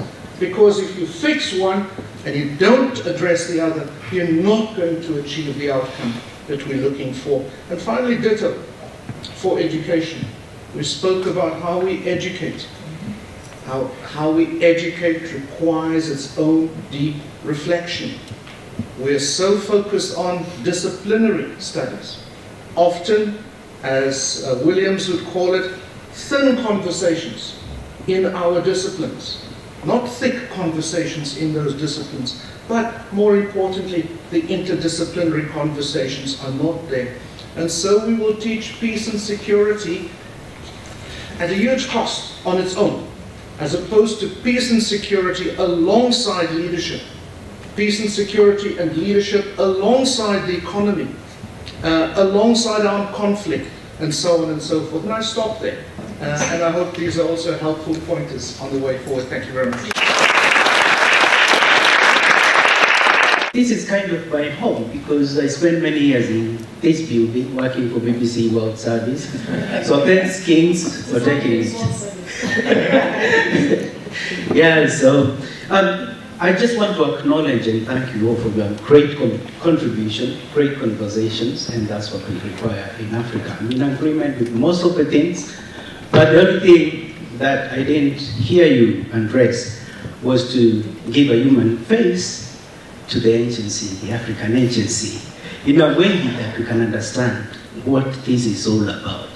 And I just will do that. I want to see the African agency as a person. And imagine this African agency it's got very big eyes and it can look and see far. It's looking at the world.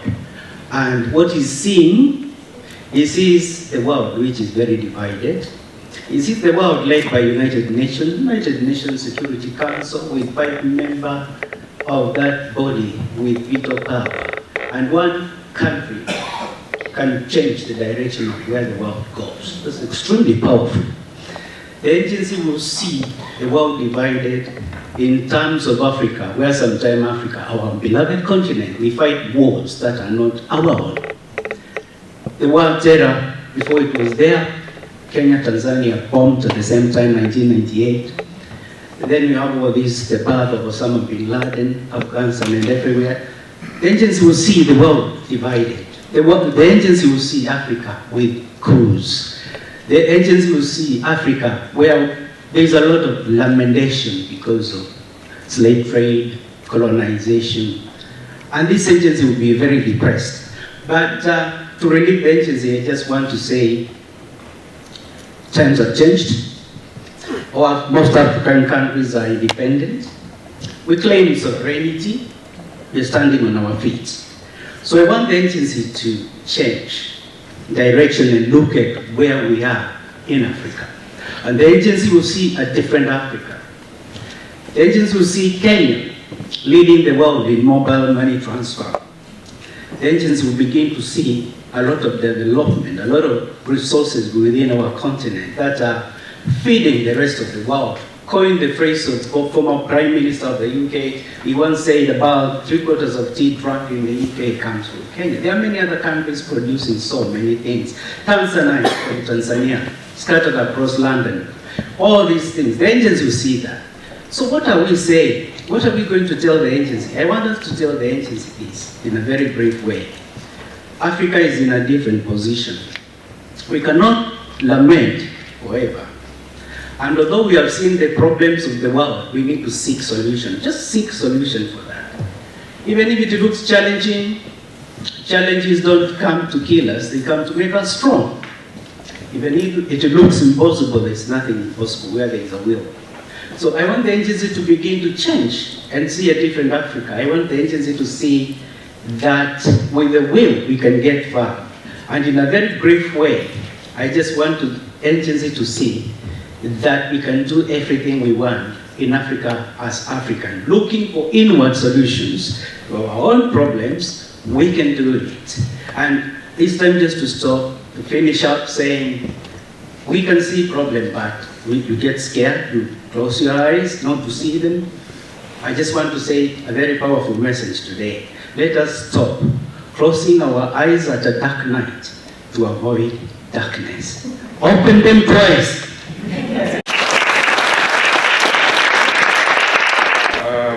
Because of being the last speaker. Yes, there was a question posed by Professor Funmi from Paul Kagame's report that we speak for Africa. I think the question is easy now to answer. And I challenge anyone in this room to say my answer is wrong. The young people of Africa speak for Africa now, not the head of states. My main contribution to the conversation so far today is to point out, if we elevate the conversation to a more strategic level, that the absence of a continental agenda, a collective agenda that defines Africa, that defines Africa as a continent and a priority is the key challenge here. At every point in time, where and when Africa's agency has been quite manifest and having desired impact on the global scene, it has always been around a particular continental agenda. You look at it in the 50s and 60s, it was decolonization. At the end of the century, it was about democratization and setting up of unions. So the lack of coherence in coming up with a new agenda is a key challenge to manifesting Africa agency as we know it now. Currently, what do we have? We have disaggregated agenda agencies all over the place, multiple agencies all over the place. So the key challenge for Africa now is how to coalesce these multiple agencies. What can coalesce these agencies together? Who can do the coalescing? And when the timing to do the coalescing. If we can organize around a key continental agenda, and where is this agenda going to come from? We have to look at what the young people of the continent are talking about. What are their key priorities? That is the agenda for Africa, and that is what manifests Africa's interest. Thank you.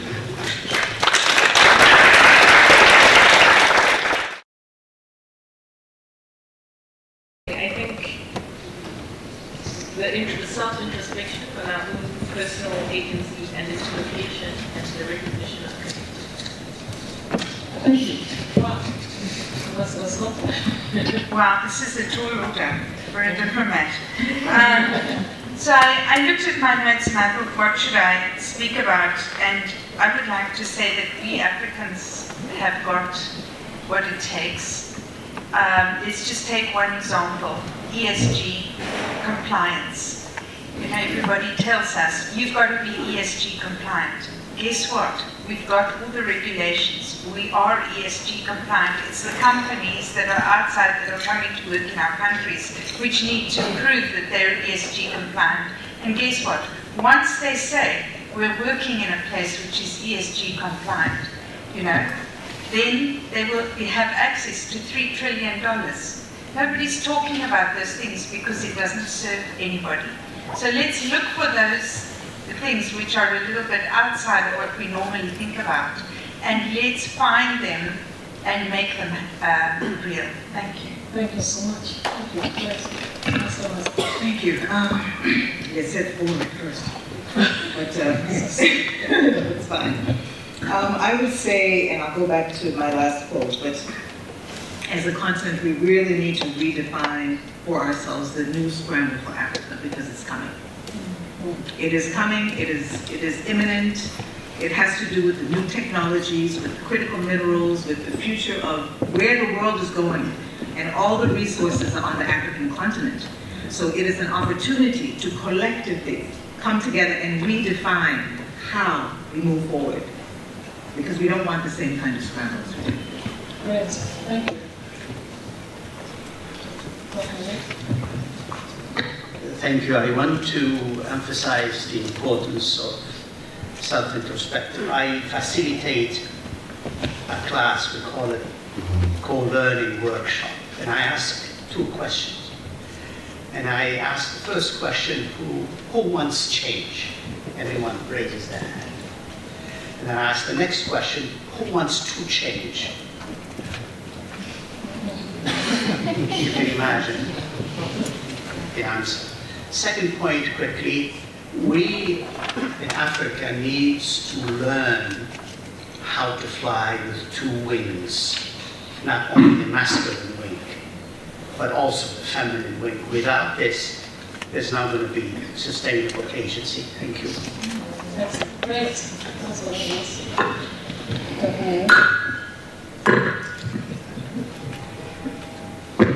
Thank you. While I agree with you that the young people of Africa speak for Africa now, but let me wear my politician's hat, not an academic hat. In order for that to really come to the fore, we need to get our politics right, because this is about power relations. If we get our politics right on the continent, that scramble that is already here, it's not coming. The scramble is right here with us. We won't be able to respond to it. And the only way to respond is to have that people-centered agenda at the front of everything we're talking about. If we leave it to, and if you go back to those moments you referred to, and which we've all referred to tonight, the struggle led by leaders for decolonization, the anti-apartheid liberation struggle, the democratization struggle. Not all African leaders were on board. There were dissenters.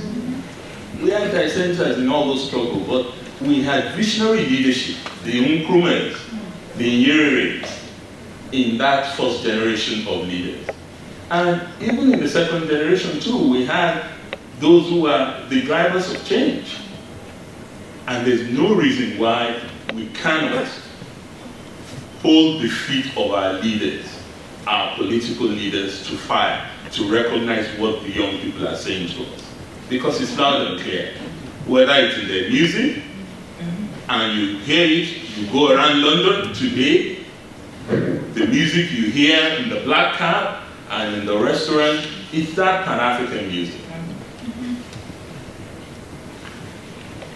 And they're saying something about it. Even if you talk about the migrants, I mean, mass migration that His Excellency rightly pointed out, we could have a strategic approach to it, not one defined in Italy, but one defined in Addis Ababa by ourselves, or we cannot define it if we are recipients of the funds of Brussels in order to address migration issues on the continent of Africa. Even the 0.2% import levy that African Union put in place, that we all signed up to as countries, only 17 out of the 55 African countries have incorporated this into their domestic laws.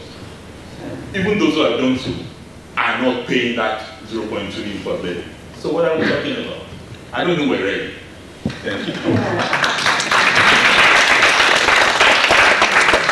For making the time to be here, for contributing to a very vibrant debate, and for taking on board the fact that smart agency is what will take Africa forward. Smart agency that recognizes Africa's challenges, but also recognizes the progress Africa has made along the way.